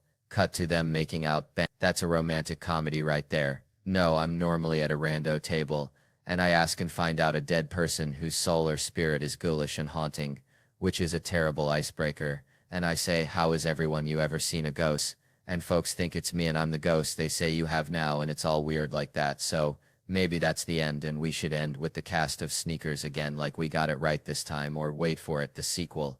All right, West Palm Beach, or is it Palm Beach? Either way, it's hot. Just like that time my Uncle Buster tried to deep fry watermelon at the county fair. Total disaster. Speaking of disasters, someone back there yelled pressure, but they don't even know why. What in the tarnation? It's like asking a goat to explain quantum physics. Ain't gonna happen, folks. You know, I once asked my Aunt Shirley what the capital of Nebraska was, and she said tractors. True story. But this woman, she's right up there with Shirley, bless her heart. Big Latino fellow over here, though, looking sharp. Oscar, they call him. Probably gets all the Cuban votes just by going up, head held high like a pelican looking for a stray fish. 6'3", built like a brick outhouse, as my grandpa used to say. And that hair looks like it was sculpted by Michelangelo himself out of Lego bricks. Poor bald guy next to him is probably ready to throw his dentures at the stage. Now this woman, she's with Oscar, his girlfriend, at 28. Honey, back in my neck of the woods, you ain't married by 28. They start whispering at you like you got a third eye or something. But she's Colombian, you know, different rules apply. It's like comparing a possum to a raccoon, and they both dig in the trash, but they got their own ways. Yeah, Colombians, they got arepas, right? That's it's a claim to fame. Oh, and that sniff? No, that ain't what you thinking, folks. Why, probably just a stray pollen particle from one of those fancy Colombian flowers, making them look like they're auditioning for a role in Scarface. Speaking of faces, this woman, the one who knows everything now, suddenly an expert, like she just downloaded the entire internet into her brain while we were talking about watermelons and bald guys. But I bet she didn't know they got fake noses over there. Probably hollowed out on the inside to fit all the extra memories, or maybe just to snort arepa seasoning more efficiently. I don't know. I'm just a country boy trying to make sense of it all, one bizarre observation at a time. All right, folks, let me tell you something. Growing up back in Louisiana, we had this rooster, right? Meanest son of a gun you ever did see. Named him secretary because he pecked at everything. Even the postman picture that a rooster hating on official mail delivery makes about as much sense as kale smoothies. Anyway, that rooster was a jerk, just like my luck on the road sometimes. 8 years back, I was a youngin' hitting the sauce a little too hard, stand up in Seattle, trying to woo a girl, but her friend, oh Lord, every 30 seconds not interested, then she could do better. Escalating like a bad banjo solo until she drops the bomb. You're very unattractive, and me drunk, I blurt out, get some more Botox, you lizard. Feel bad about that now. Real bad, although truth be told in the moment. Nailed it like shooting a crawdad in a barrel. But she got furious. Or at least I think she did. Botox makes it hard to tell. You know? Then her boyfriend pops me one. Deserved it. She was his lizard. And I respected the loyalty. Like a hound dog sticking with its owner, even if the owner's wearing Crocs, foreshadowing though. A month later, Cleveland, Ohio, LeBron had just left. City felt like everyone had just found out their chew toy had been recalled. Whole dang economic plan hitched to one dude, 'cause I love Cleveland. Good folks met this older woman after the show. Firecracker, but she's with a dude, just a friend. Valentine's Day though, so you know there's tension thick enough to spread on toast. He's buying me drinks to keep tabs. Me being the kind of guy who'd accept free gas even if it came from a skunk's tank, dude. Goes to the bathroom, I ask her if she wants to ditch, she says yes. And my escape plan. The bar next door. Genius. Pure genius, about as subtle as a herd of water buffalo in a library. We're doing making out. Romantic as a truck stop restroom. Finally ask her if she wants to leave, she says your hotel. So we step outside, and there's the dude missing teeth, looking like he'd wrestled a badger for a biscuit and lost. Where the fuck do you think you're going? I admit the plan. Gonna bang her and fly back to New York, he says. Fight me first.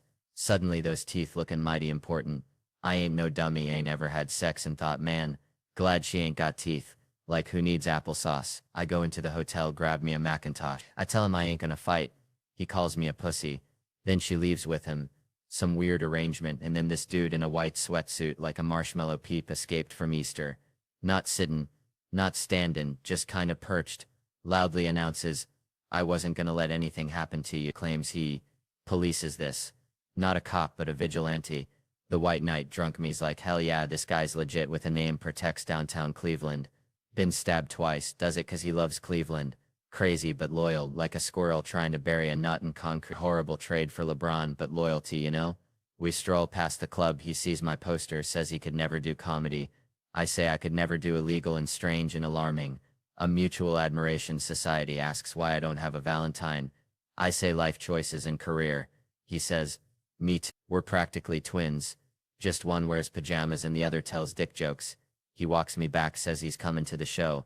Exchanges information 'cause you gotta network even with superheroes. Wake up next morning, hangover the size of Texas. White knight email, gotta be him. Don't know that many, says he can't make the show. Sincerely, your new friend and fan, the white knight Joshua. Makes me happy. Jews underrepresented as superheroes. Like finding a vegetarian at a barbecue. Emails bounce back, he's like Batman disappearing into the shadows via email. Years pass, then bam, another email. White knight subject line. I reply, saw you on Conan, he's still out there. Then comes the kicker. He's married with a kid, living in the suburbs, traded white knighting for minivans, and soccer practice. Traitor. I tell him I'm in Naples. He says Italy. I say, yeah, guess even superheroes gotta grow up and face the fact that sometimes the real battle is getting the kids to eat their dang vegetables. Ain't that the truth? Man, bikes, I don't know why, but sometimes I get these little verbal hiccups, not like Tourette's. Now, I always thought that'd be kind of wild, just yelling out random stuff. Imagine the conversations, but nah, it's just bikes, plain old bikes. It just pops into my head like a bad country song, stuck on repeat, playing in the honky-tonk of my brain over and over, probably millions of times by now. But see, it all comes back to this one show, Scared Straight. You ever catch that train wreck? Pure gold. Let me tell you, they grab these little hellions, middle and high schoolers, the ones who think detention is a 5-star resort, and they toss them into the slammer for a day, hoping a little taste of the big house will straighten their twisted little minds. Like a backwoods chiropractor, but hold on to your britches. 'Cause there's this one episode aired back in '99, uncensored, which is just straight up bananas.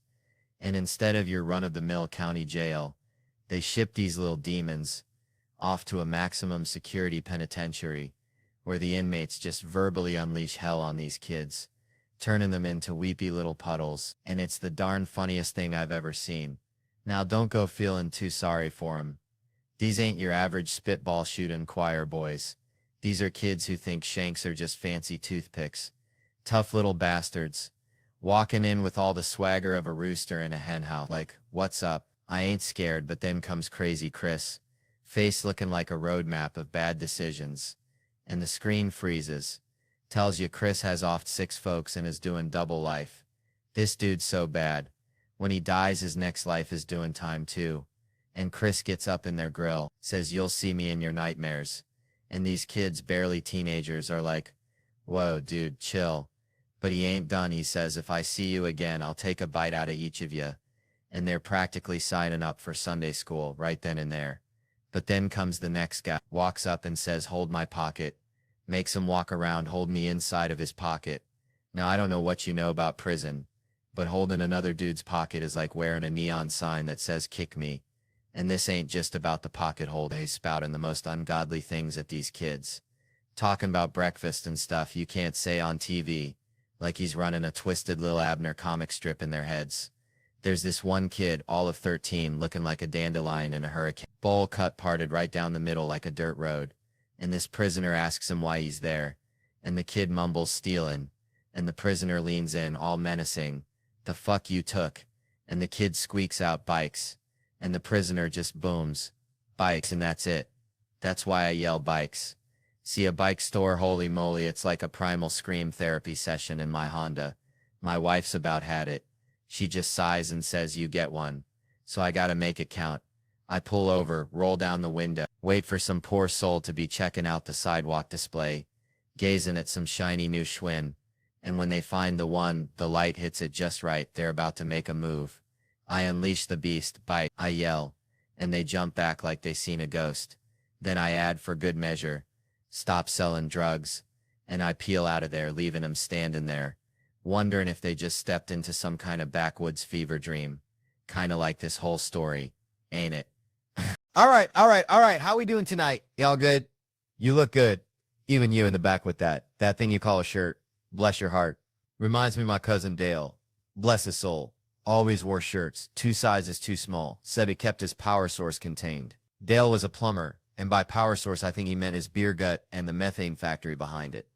Anyway, Dale also loved those true crime shows, the ones about guys who, well, let's just say their power source was pointed in a different direction, you know?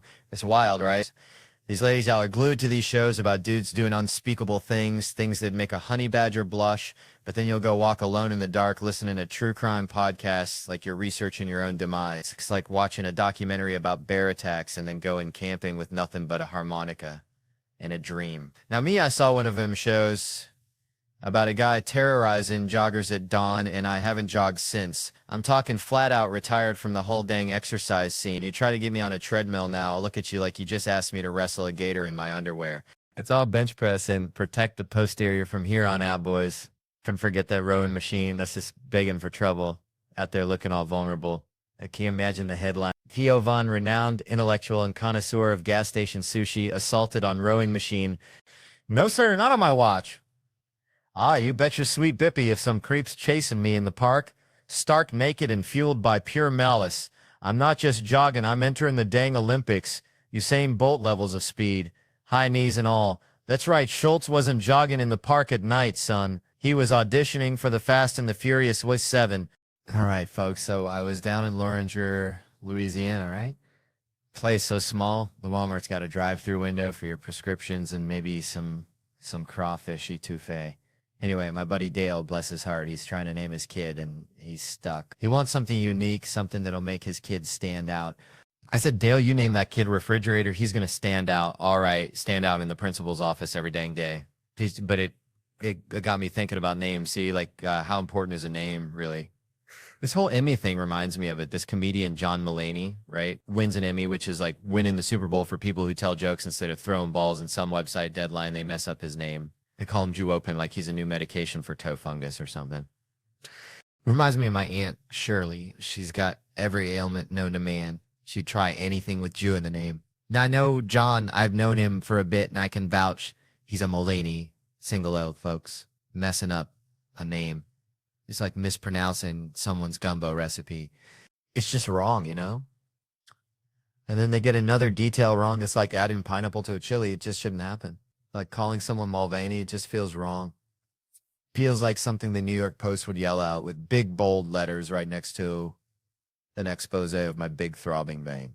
It's almost like stealing a moment, right?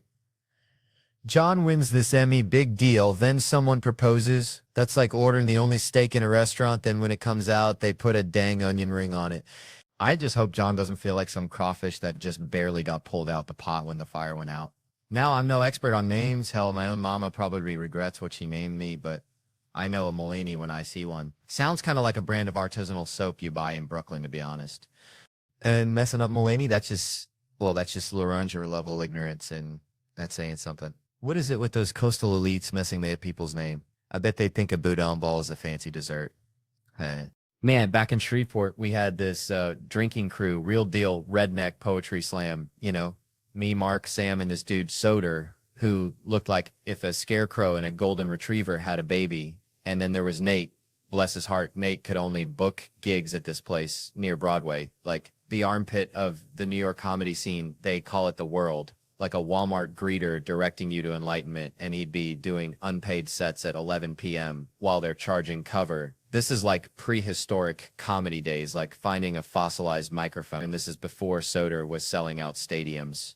Wild, right? Anyway, the World was basically the Broadway comedy club's ugly stepsister. Like they'd be advertising Dave Chappelle's here tonight, knowing full well Dave was probably at home eating a gourmet grilled cheese. And one time I swear they tried to pitch me Tina Fey was going to do stand-up. Like, who are you trying to fool? You think she just ditches 30 Rock for this? And the mural on the wall was like a fever dream painted by someone on Bad Shrimp. But the real kicker, they served fake alcohol, like the kind made from corn syrup they sell near schools, because they don't have a real liquor license. It's like trying to get drunk off communion wine, which, thinking about it, is probably worse. And it was 12% strength. You know, order a vodka tonic and you're basically getting a grape soda with a buzz. I even got spat on at that joint, like full-on loogie warfare. I was roasting this dude in the front row. Felt like I was talking to a donkey, and he just lets loose right on my chest. But bless those sassy Hispanic waitresses. They jumped in front of me like I was El Chapo. They were ready to throw down.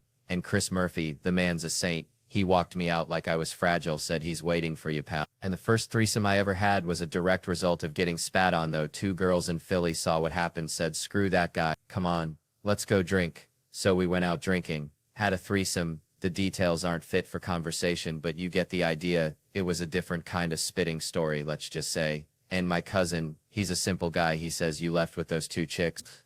I said, yeah. And he says, I got to start getting spat on more often. That's when you know you had a good night. You know, when even getting assaulted turns into a win, like finding a $20 bill in your old jeans, only it's covered in saliva and questionable life choices.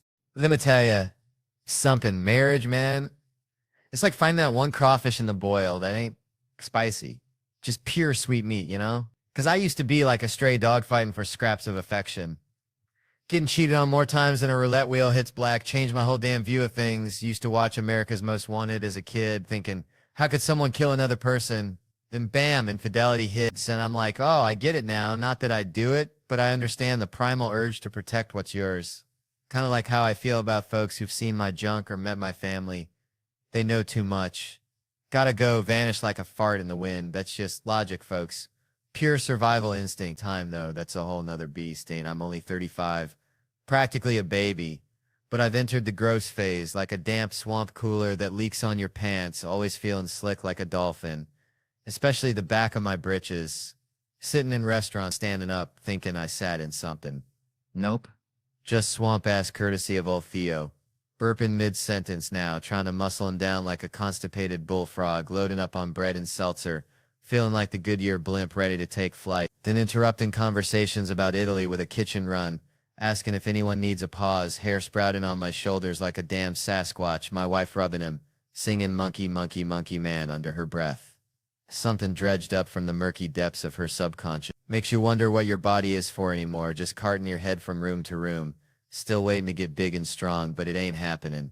I'm like an old iPhone, just getting worse every year. Plus I overheat mid-afternoon for no damn reason. Getting grumpy's a real danger, especially when every new song is about tonight. Pure 19-year-old bull manure. I want to write songs called Tonight's No Good. About Wednesday, oh, you're in Dallas. Fine, let's just not see each other for 8 months, who cares? The biggest head-scratcher is how they used to scare the bejesus out of us about weed. Now it's legal in half the damn country, ain't that something? I got arrested with a one-hitter at a Rusted Root concert back in the day, barely got a slap on the wrist. Probably got an award for being the most country that week. It's like the government finally turned into cool parents saying, fine, take a little, just do it in the house, but everything's moving too fast, unreasonably so. Now ain't. The world's run by robots, and we spend all day providing proof we ain't one of them. Just to look at our own stuff. Gotta solve riddles like a digital sphinx. Prove you're not a robot. Look at these curvy letters. Harder than usual, right? No robot could read these. Is it an E or a th? Your guess is as good as mine. Bucko, gotta pass the password puzzles. Solve the robot test. Then comes the question no robot could ever answer. Which of these pictures does not have a stop sign? What in the hell are we doing, folks? Spending our days providing proof to a damn computer and it's doing nothing for our health. All right. So let me tell y'all something. Growing up in Louisiana, we had this old beagle named Blue, right? Dumber than a box rocks, but loved him to death. This dog, I swear, thought his own farts were a gift from God. Chase his tail round and round, snapping at that phantom smell like he just cornered the Easter Bunny. Reminds me, kinda, of how folks are treating this whole AI thing, you know? Sniffing around something they don't understand, thinking it's gonna solve all their problems, when really it's just gonna leave them gagging on its digital flatulence. I'm telling you, this AI stuff, it's, like when my cousin Earl tried to make moonshine in his bathtub, sounded good on paper, ended up with a whole lot of nothing but regret, in a bathroom that smelled like burnt tires. See, everybody's talking about how AI is going to revolutionize education, personalize learning, make every kid a genius, but I'm looking at it like Earl's bathtub moonshine. A lot of hype, a little bit of potential, and a whole heap of things that can go sideways real quick. They say it's going to adapt to each student's pace, give them custom-tailored lessons like some kind of learning concierge, but I'm thinking, what happens when the AI gets bored? What happens when it decides little Timmy needs to learn about the mating habits of the Bolivian tree lizard instead of fractions? You think that algorithm cares that little Timmy's got a math test next week? Hell no, that algorithm's going to be off chasing digital butterflies, leaving Timmy in the dust with a bunch of tree lizard facts he can't use to save his life, just like when old Blue was chasing that fart, got nothing but air, and learned less than the dirt he snuffled. Man, I swear growing up back in Tickfaw, Louisiana, we had this old dog, Cletus. Dumber than a box of rocks. Bless his heart. Cletus used to chase his tail so hard he'd spin himself right into the damn ditch. You know, like those folks who just got to get kicked in the face because they watched the foot come in. Like Cletus saw that tail and you know he'd bite it again. Reminds me of this dude I saw getting booted, right? He looked at us after like, did y'all see that? Needed validation for being an idiot. Now, I ain't one for kicking. I'm a fist kind of guy unless, hear me out, unless you start stretching before a fight. You stretching, I'm out. Man, I was just down at the Piggly Wiggly the other day, right? And this fella, bless his heart, he's trying to return a watermelon. Says it didn't taste like nothing.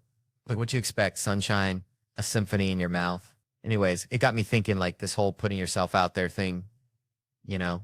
Like when I first started doing that weird voice for Digman, that Nick Cage meets psychopath. I don't even think Nick Cage knows he's the muse. He's probably too busy wrestling alligators or something. He ain't watching Comedy Central, probably busy building pyramids out of his old scripts. But seriously, South Park's right before us, and those fans are die hard. Been watching longer than my grandma's been making sweet tea, which is saying something. So all I'm asking is y'all just leave the TV on, all right? Let Digman play in the background. All right. So picture this. I'm back in Tickfaw, Louisiana, right? My uncle Bobby, bless his heart, he had this pet raccoon named, wait for it, President McKinley. I swear that's what he called him. Anyway, McKinley was a menace. Stole dentures off the porch, chased the neighbor's chihuahua, classic raccoon stuff. But Uncle Bobby, he treated that raccoon like his own flesh and blood, even tried to get him a little coonskin hat for Christmas. Didn't go well. Raccoon bit him. So there I was, 7 years old, watching Uncle Bobby wrestle a raccoon while trying to put a hat on him. And I thought, man, this is love. This is true, unadulterated love. Man, I swear, growing up in Louisiana, you know, we had this one dude, Cletus, looked like a thumb with a mullet, always trying to sell me fireworks he found behind the Piggly Wiggly, and it reminds me of trying to do comedy in Brooklyn, you know? I did a black room, right? Thought I was woke, wasn't going to do the white guy thing, you know, be myself.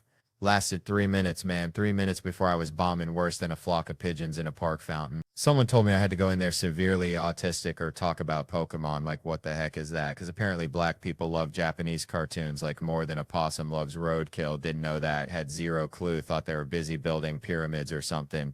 Speaking of clueless, remind me of prison. It's so wild in there, man. Can I just visit people in prison and tell them I love Japanese cartoons? Do I have to know them?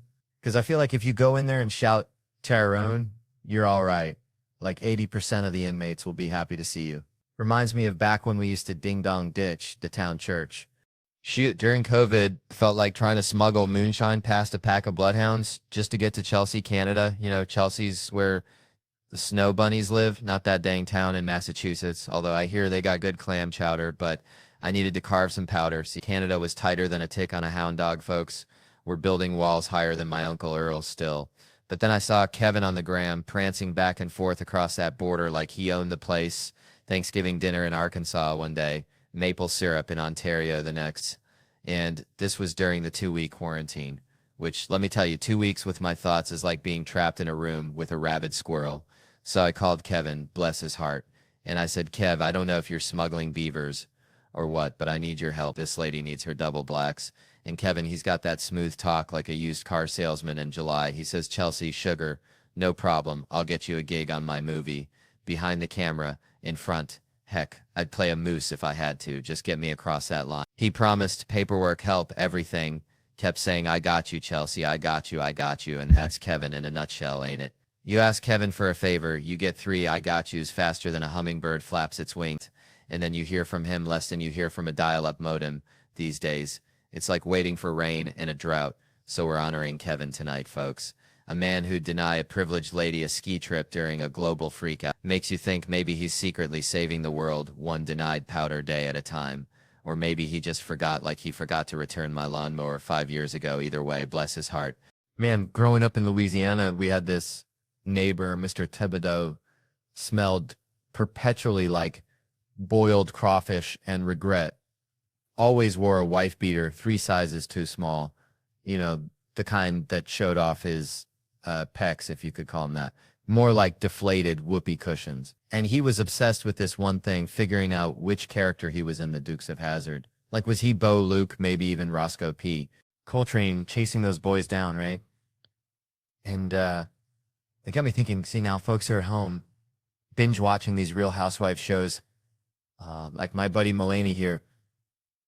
Bless his heart, he's deep into the New York chapter, and he's trying to figure out where he'd fit in, what kind of drama he'd stir up, but it's like, nobody on those shows ever apologizes, you know? It's like, if I told Seth here he looked like a scarecrow stuffed with dryer lint, showed to events like a lovesick golden retriever, he's going to be hot. And I'd just be like, hey, let's put this behind us, you feel me, we good? And give him one of those shoulder hugs where you barely make contact. That's how them housewives do it, and it's wild because they're all so aware they're on TV. Like back in 2009, they'd be filming near like 1st and 70th, and they'd be arguing, right? And one lady'd be all, I don't want to share that. And the other ones be like, girl, we're on a reality show. Spill the sweet tea. And they got skinny girl margarita signs everywhere because they're all marketing themselves like performing monkeys in a tiny hat, which is kind of genius, right? Because you got to respect the hustle, but it also makes you wonder what parts of their lives are real and what parts are just a performance for the camera. You know, like, is that genuine outrage or is it just them practicing their Emmy Award acceptance speech in the mirror? Because either way, it's getting views and making money. So maybe Mr. Thibodeau was right. Maybe we're all just characters in somebody else's reality show, just trying to figure out our lines and hoping we don't get canceled or worse, become a meme, which at least he never smelled like boiled crawfish most. All right. Settle down now, folks. Let me tell you something. Grew up in a town so small, the church picnic was the biggest news of the year. Used to be this fella, Cletus, bless his heart, he thought he was a squirrel. Not like, oh, I like acorns, but full-on tree climbing, nut hoarding kind of squirrel. One time, Cletus tried to bury me alive in a pile of leaves because he said I was a rival nut gatherer. That's when I learned, folks, life's a whole lot like a possum in a grocery store parking lot. You never know what kind of mess you're going to get into. Which brings me to John Mulaney. Remember that guy? Emmy winner, Netflix star to the whole shebang. He's playing Madison Square Garden for crying out loud. But see, Seth Meyers, that sneaky devil, he's got to grill him about his outfits. Mulaney walks out looking like he just wrestled a bear and lost, and Myers is all, where's the suit, Johnny boy? It's like confronting a raccoon for eating your garbage. You know it's wrong, but you secretly admire the audacity. But apparently some folks intervened on Mulaney a while back, said his life was spiraling. And I ain't one to judge.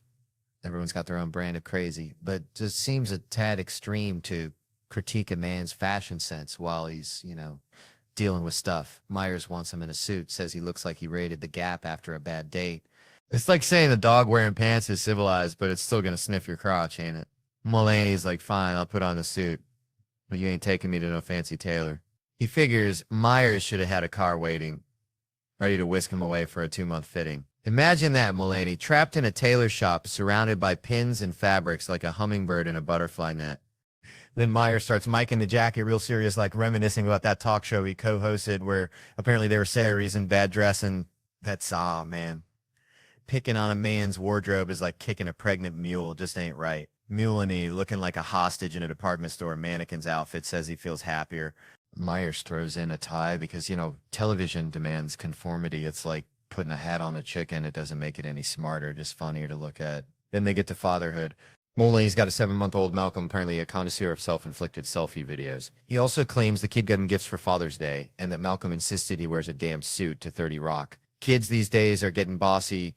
Myers tries to relate, mentions his own baby, then they hit the formula shortage. Oh, Lord, that's when things get real. Mulaney, channeling his inner drug dealer, admits his old instincts kicked in. Fake driver's licenses, Mr. Mustache disguise pretending to be an old Vietnamese lady, all for baby Fago. It's like watching a penguin try to climb a ladder, it's not going to work, but you can't help but admire the effort. And the Amazon stuff, shady as it is, as car salesman's handshake. Mulaney actually tasted the formula to make sure it was the real deal. Now that, folks, that's dedication. It's the kind of parenting that makes you wonder what's next. Maybe teaching the kid how to hotwire a car to get to the diaper aisle faster. It just goes to show whether you're wrestling bears, getting fashion advice from Seth Meyers, or navigating the baby formula black market. Life's a wild ride, and sometimes all you can do is dip your finger in and hope it's the real enzyme, you know what I'm saying? All right, settle down, y'all. Let me tell you something. Grew up in Louisiana, right? Small town, like, if you blink, you miss it. And even when you do see it, you probably wish you missed it. We had this guy, Cletus, lived down the road, only had one tooth right in the front, like a dang picket fence with a hole in it. Cletus swore he could talk to squirrels. Said they told him secrets about where the best peckins were. Now, Cletus wasn't the sharpest tool in the shed, but he did have an opinion about everything, just like this lady in the front row here, bless her heart.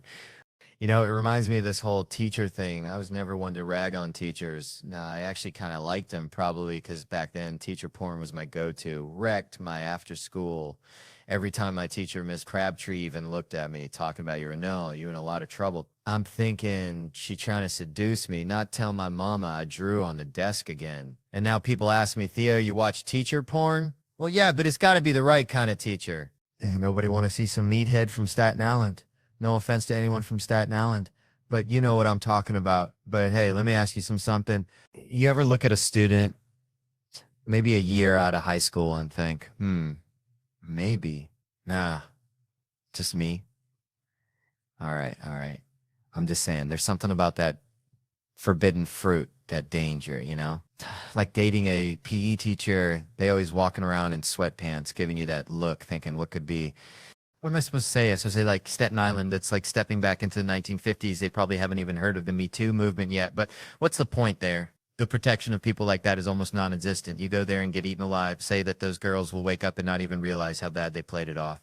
That or they will be too busy complaining to remember I even said anything. You go there and end up with manic depression, ADHD, just one way to go when people are that far behind, I suppose.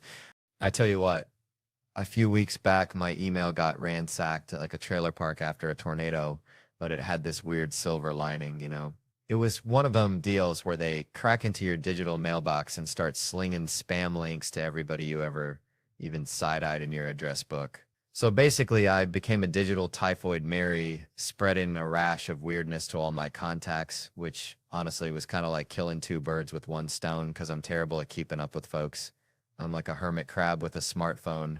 Consider it my Christmas card for the year, a digital thinking of you with a hint of identity theft. And then, bless their cotton socks, everybody emailed back to tell me I'd been hacked. It was like a digital baby shower, folks, crawling out of the woodwork to send their well wishes and warnings. Email viruses, man, they bring folks together in ways you wouldn't believe, like a potluck after a hurricane. And I get this, one fella I know, bless his heart, emails me back saying, I quote, "Hey, clicked on the link you sent. Don't want to buy any herbal Viagra." Dead serious, this ain't no comedian. I've known him 17 years. He's dumber than a box of hair. That's the long and short of it. So a few things tickled me about this whole shebang. First off, who in the name of Dale Earnhardt still clicks on spam links? And this link, mind you, looked like it was cooked up in a meth lab, dollar signs and swastikas, like HPV wrote a website. He gets this in a blank email and thinks, yep, that's the ticket. Clicks on it with gusto and then gets whisked away to a website selling this herbal Viagra. And his first thought is, Theo's getting into the snake oil business. But you know what kind of stung my biscuit? The thought that he figured that's how I'd hawk herbal Viagra, like I'm some kind of backwoods huckster just dropping links in blank emails with the subject line, check this out, which, by the way, ain't never been said by me in my entire life. If I was going to spam everybody I ever met about some shady new hustle, I'd pen a damn novel of an intro letter first. Dear friends and family, comedy didn't pan out. Turns out folks ain't paying to hear about my childhood in rural Louisiana. But have you ever hankered for some Viagra, but feared the side effects of the non-herbal kinda? Well, me and my Cayman Islands business partners got the remedy. Click on the swastika below and be whisked away to the world's ugliest website. Hope you can read pink on purple, because that's the layout we chose. Thank you, and may the Lord be with you. That's how I roll. Ain't no half-stepping. And speaking of time, I crossed the 30-year mark recently, which changes how you watch movies, you know? When I was a rugrat watching action flicks, I'd identify with the hero, the fella trying to save the day. Now, I only relate to the side characters, the ones rolling their eyes in the corner like the dudes who'd have to deal with Spider-Man's dry cleaning. That's where I'm at now. You know who my hero was growing up? Michael J. Fox's Marty McFly in Back to the Future. Love that dude. Want to be him. But I watched that movie again recently, and Marty McFly's 17-year-old high school student. His best friend is a disgraced nuclear physicist. And I swear to God, they never explained how they became friends. And we were all just cool with it. Nobody batted an eye. We were just like, who's his best friend? A disgraced nuclear physicist? Okay, yeah, proceed. Yep, that checks out. Proceed with the movie. Back to the Future is a classic, no doubt, but it's a downright bizarre movie. I'm telling you. Imagine the pitch meeting. Two fellas strolling into a movie studio saying, okay, we got an idea for the next big family action movie. It's about a fella named Marty. He's a high school student. Real lazy. Always sleeping late. The studio guys are like, okay, is he cool like Ferris Bueller? And the writers are like, nah, but he's got a best friend. Yeah? Who's that? Oh, just a disgraced nuclear physicist. I'm sorry, is this another student? Oh, no. This other guy's like 40 or 80. We ain't sure how old he's supposed to be. Anyway, so one day, the boy and the scientist, they build a time machine. Whoa. Okay, I see where this is going. Let me guess. They build a time machine and go back in time and stop the Kennedy assassination. Oh, no. It's a real good idea. We didn't even think of that. Okay, well, what do they do with the time machine? Well, now I'm embarrassed to say. All right, here goes nothing. We thought it'd be fun if the boy, went back in time and tried to make moves on his own mama. So we thought that'd be a hoot. And then Oh yeah, no, but don't worry, he doesn't actually get to Netflix and chill with his mom because this family friend named Biff shows up and tries to have his way with her in front of the son. And then the dad, he has to defend her honor. And we're also going to say that a white man wrote Johnny Be Good, so we're going to take that away from them too, just for kicks. Well, this sounds like a fantastic movie. We are definitely going to make this. Now, you say they go to the past. You want to call it Back to the Past? No, no, no. Back to the Future. Right, but they go to the past. Yeah. But it's like, what in the sweet tea is going on? All right, all right. Settle down now, you beautiful bunch of weirdos. Let me tell you something. Growing up in Louisiana, we had this neighbor, Mr. Thibodeau. God rest his soul. Looked like a thumb with eyebrows, I swear. This man, he only ate mayonnaise sandwiches every single day. Mayonnaise. Just mayonnaise. I asked him once, Mr. Thibodeau, why are you living like this? You a human being, not a condiment factory.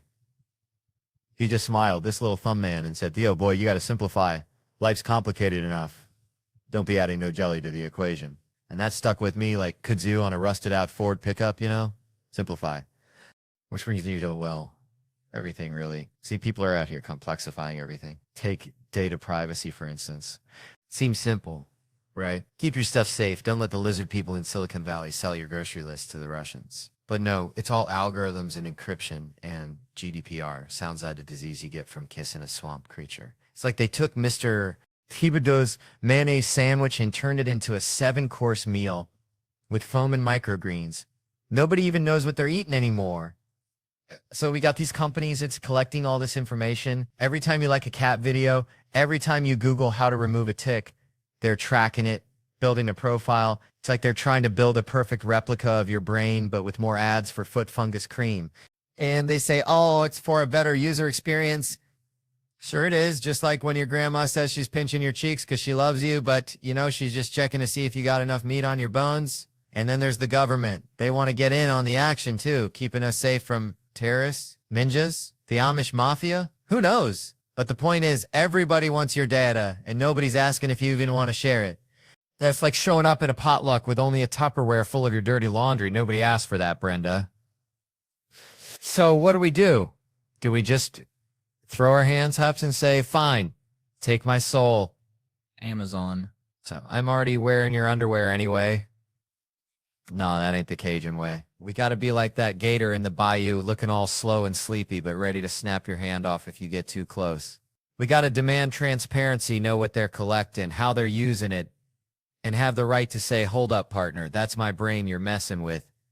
And it ain't got nothing you need unless you're looking for directions to the nearest crawfish boil. Because at the end of the day, your data is your data, just like your mayonnaise sandwich is your mayonnaise sandwich. Unless Mr. Thibodeau comes along and asks for a bite, then you just got to share because he might be a thumb with eyebrows, but he's still your neighbor, and that's just how we do these in Louisiana. All right, so I was back home in Louisiana last week, right? And my cousin Earl, bless his heart, he's got this whole thing about wasps. Like he's convinced they're government drones or something. So he's out there with a badminton racket swinging like he's playing Wimbledon against the deep state. And he says to me, he goes, Theo, you got to get wasp spray. It's the ultimate defense. Now, Earl's a good dude, but he also believes Bigfoot's running a meth lab in the Washington National Forest, so I take his advice with a grain of that pink Himalayan salt, you know, the kind that rich folks think makes their water taste better, but it's really just salt anyway.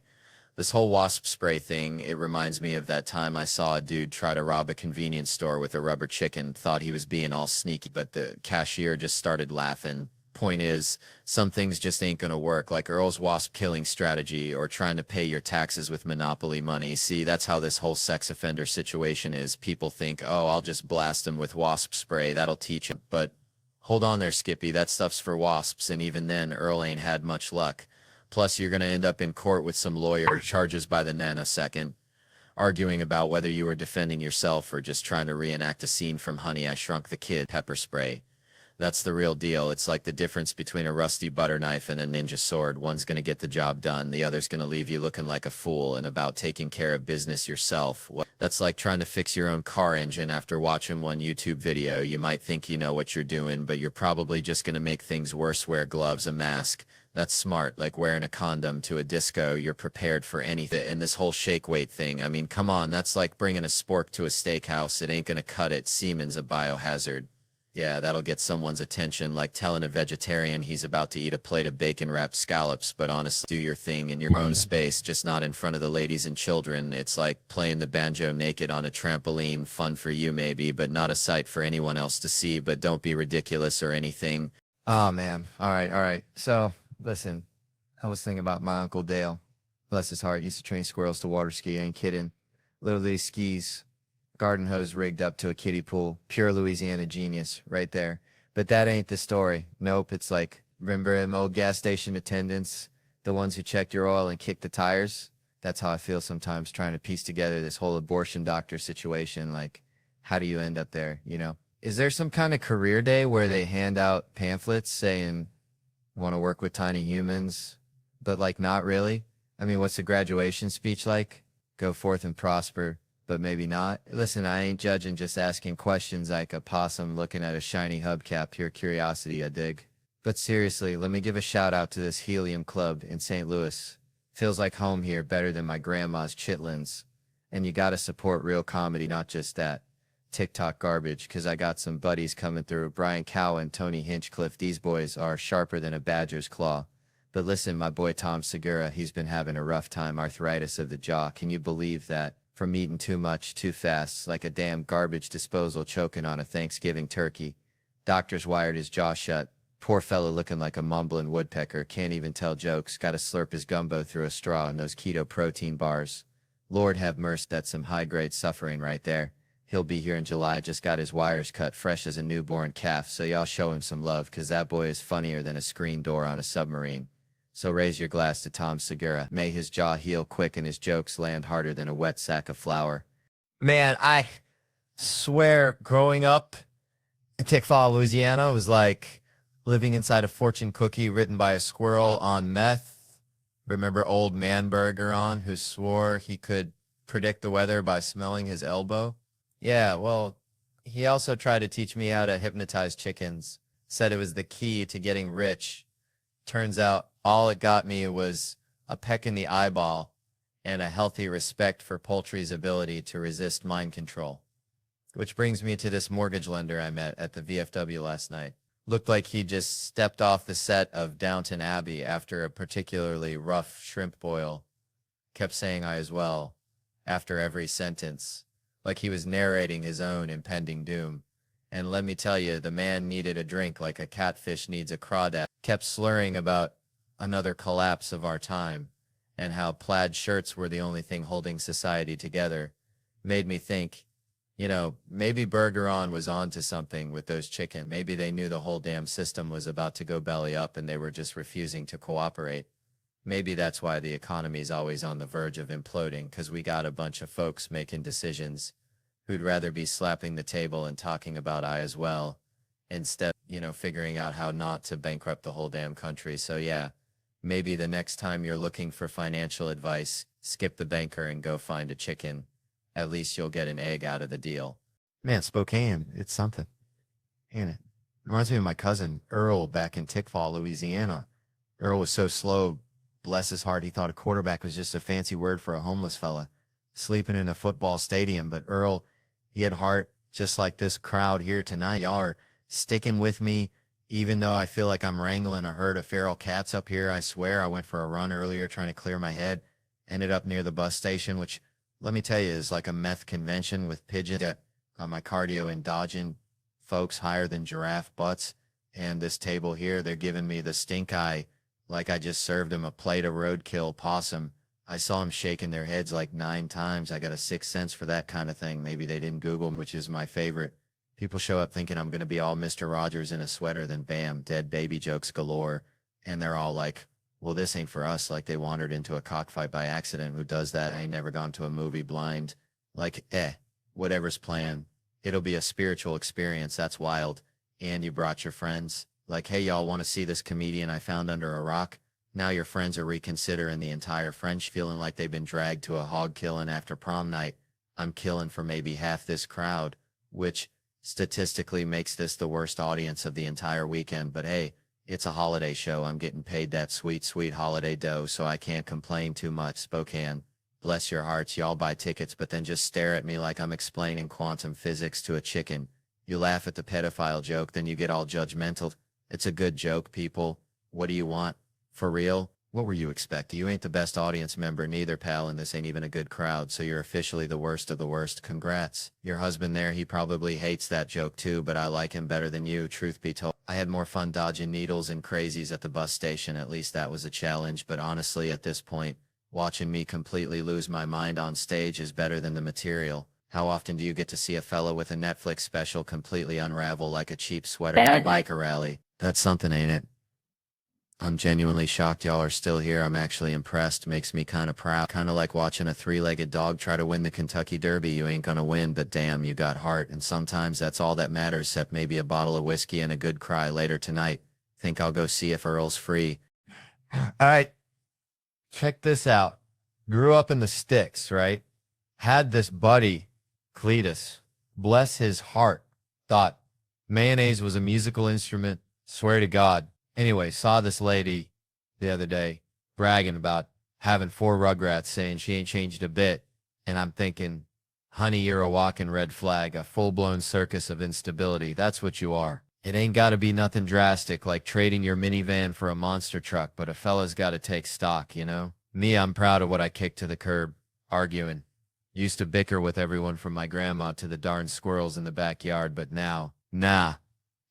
Someone starts throwing verbal haymakers, I just flip them the bird. Figuratively, mostly, they're like, Theo, I disagree. And I'm all, yep, you're right. I'm on your side now. Their heads spin like a dog chasing its tail. All right, so I went down to pick up my boomsticks, right? 2 of them. Kind of like that time me and Earl tried to catch a greased pig at the county fair. Only way more mowers. Had a shotgun too, but busted it the first day. Bless its heart. Thought I was getting that ka-chunk model, the one like in them westerns, but the fella done sold me the punt. Like a disappointed fart, you know? So I get there. This dude, Kevin, looks like a librarian who wrestled gators in his spare time. Tells me, Theo, brother, can't give you your pew-pews. I'm like, say what now, Kevin? He drops the bombshell. Paperwork's all jacked up. Bills in your wife's name. Trucks in the company's name. You're a ghost, son. Now, I started cackling like a hyena at a Tupperware party because all I could think was, damn, the system actually works. Felt safer knowing I couldn't get my hands on those things than if he just handed them over like candy corn at Halloween. Told him straight up, Kevin, this is beautiful, like seeing a squirrel water ski, but he just stared at me dead serious and said, oh, you're getting your damn guns. Suddenly felt like I was eating grits with a fork. Something just ain't right. Turns out Kevin, bless his heart, had a workaround. Called up my lovely bride. Told her to print out a blank lease. Write that I was renting a broom closet from her. Fax it over. And bam, problem solved. She about died laughing, said the place was booked solid with her imaginary yoga instructors. But she sent it anyway. Gotta love that woman. Got my guns. Love him like a stray dog. Loves a belly rub.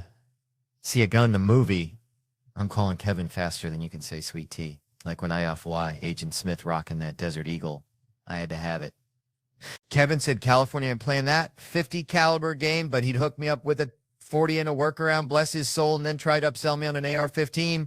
Now, I ain't saying I'm irresponsible, but I did lose my Glock in the shower for 9 days. Felt like I'd lost a tooth or something. My wife, bless her heart, heard AR-15 and came storming in like a honey badger on bath salts yelling, is that some bitch trying to sell you another one of them? Killing machines. I told Kevin I ain't going to be part of the problem. I'm going to be the dang solution. No more lost guns, no more scared kids, just my Desert Eagle and a shotgun. She says that's the man I married, like I just cured cancer or something. Kevin asks if he's on speaker and then proceeds to tell me, in the event of an apocalypse, an AR-15 is the only way to protect my family. Like, Civ 6 are going to give a dang about my southern charm. I couldn't help myself, I swear. I asked if he could get one with a bump stock. My wife promptly canceled my lease faster than a catfish can swallow a cricket. Guess I'll be sleeping in the doghouse with old Blue tonight. Yeah, all right. So there I was back in Louisiana, probably chasing a squirrel or something, you know, just living that bayou life. And I overhear this gal telling a story all hushed like about some fella, right? She's saying he's yelling. She's saying she don't know how he feels. Typical Tuesday, but then bam, she's changing the subject, asking him questions, trying to be all empathetic. See, now I'm sitting there 6 beers deep thinking this is just another sob story, you know, like when my Uncle Earl lost his dentures in the crawfish pond. Sad, but you move on. But then this lady drops a bomb. The fella only got one leg. One leg, y'all. That's like trying to ride a unicycle in a hurricane. It just ain't gonna happen smooth. And that's when it hits me. This gal was hiding the leg situation. Like she was trying to sell a used car with a busted engine, just glossing over the details, you know? Suddenly, I'm picturing this poor dude back at his place, and I ain't gonna lie, my brain went to a dark place, like one of them back roads you ain't supposed to drive down after midnight. I started thinking about the logistics, if you catch my drift, like that's extra room, like them suicide doors on a Lincoln Continental, you just move the stump, bam, instant access. I felt terrible, y'all. Like I just kicked a puppy, so I tried to apologize, buy him a Bud Light, but he just huffed, stood up on his crutch, and hopped off, probably to go think about life and stuff, you know? But hold on, this ain't all doom and gloom, because later on, back in college, and not too long after the crutch incident, as I call it, I was at a Jello wrestling party, because that's the kind of sophisticated stuff they do in Louisiana. And this dude comes up to me on the staircase out of nowhere, and he's all, "Hey, aren't you in my physics class?" And I ain't the sharpest tool in the shed, especially after a few rounds of Jello. So I was like, I don't know, maybe. Turns out we were in physics together, but I was too busy trying not to get slimed to notice, so we start sitting together. He's a nice guy, kind of smart, in good shape, likes to party. All right, so picture this. I was back home, right, in Louisiana, where the dirt roads outnumber the paved ones 2-1. Kind of like how my cousins outnumber teeth in their collective mouths. And I was hanging out with my buddy Earl. Now Earl, bless his heart, he's got the kind of dedication that'd make a honey badger jealous. Except instead of digging for grubs, Earl's dedicated to, well, Vaseline. Yeah, Vaseline.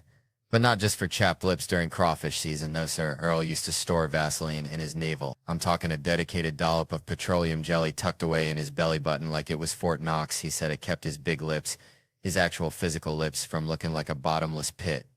Which, let's be honest, they kind of did. Like a black hole swallowing all the lip balm in the state.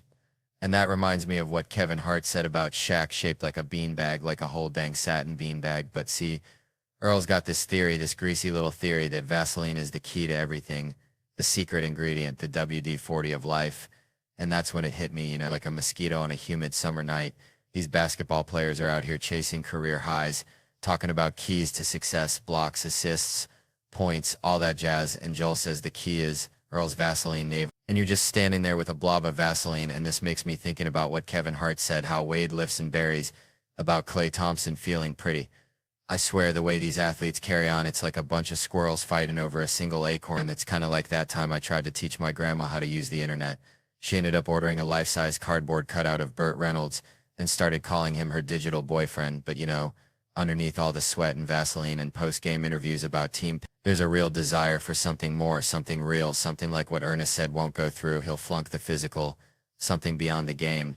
Kind of like Earl's obsession with keeping his lips hydrated. It's a quest for something real in a world that's mostly just a whole lot of hot air and maybe, just maybe, a little too much Vaseline. Man, growing up in Tickfall, Louisiana, we only saw All Blacks on TV, like when Jason Momoa shows up at my gym, right? And he's all, "Theo, you look different on TV, like a fat piece of..."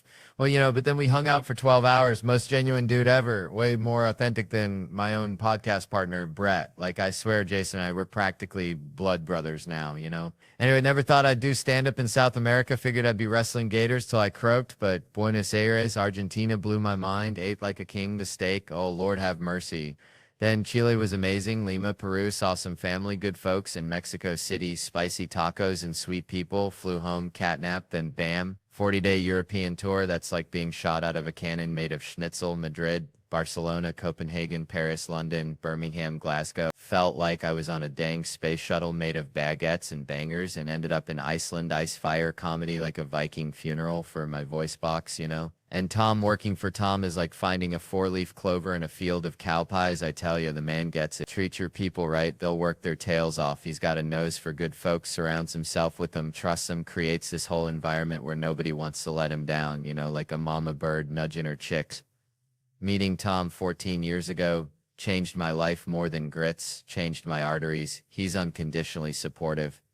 Best year of my life. Love you, Tom. Feels like he took a chance on me, like finding a 20-year-old jeans, and I can't imagine touring with anyone else. Speaking of, there's Mike Cronin, opens for Tom 4 times this year, probably doesn't remember me, always staring at his phone, but he's proud of Tom, thinks he's a good person, asks for more money. Classic Mike. And then there's Sam, driving for Tom, been thinking long and hard, says he can't say anything good about the man. Reminds me of my Uncle Earl after too much moonshine, says he's mean. Even when he's nice, he's mean, says they work 7 days a week. No time off, hasn't seen his family in 4 years. Then he blows his nose real loud. Gotta do it again. Then serious face, says Tom's a good guy, pleasure to work for, easygoing. But here's the kicker, folks. Sam says Tom isn't funny, which is like saying a dog can't bark. And you know what? Maybe that's the secret. Surround yourself with funny folks and let them shine like fireflies in a mason jar. And maybe, just maybe, you'll get to eat steak in Argentina and laugh your way to Iceland, because life, like a good joke, is all about the setup and the punchline. And sometimes the punchline is just realizing you're surrounded by good people, even if one of them blows his nose really loud. Man, I swear, growing up in Louisiana, we had this bathtub, right? Avocado green. Looked like Shrek's armpit. And it was slipperier than a politician's promise. So time I'm in there just trying to exfoliate like a damn influencer, and bam, down I go like a sack of potatoes.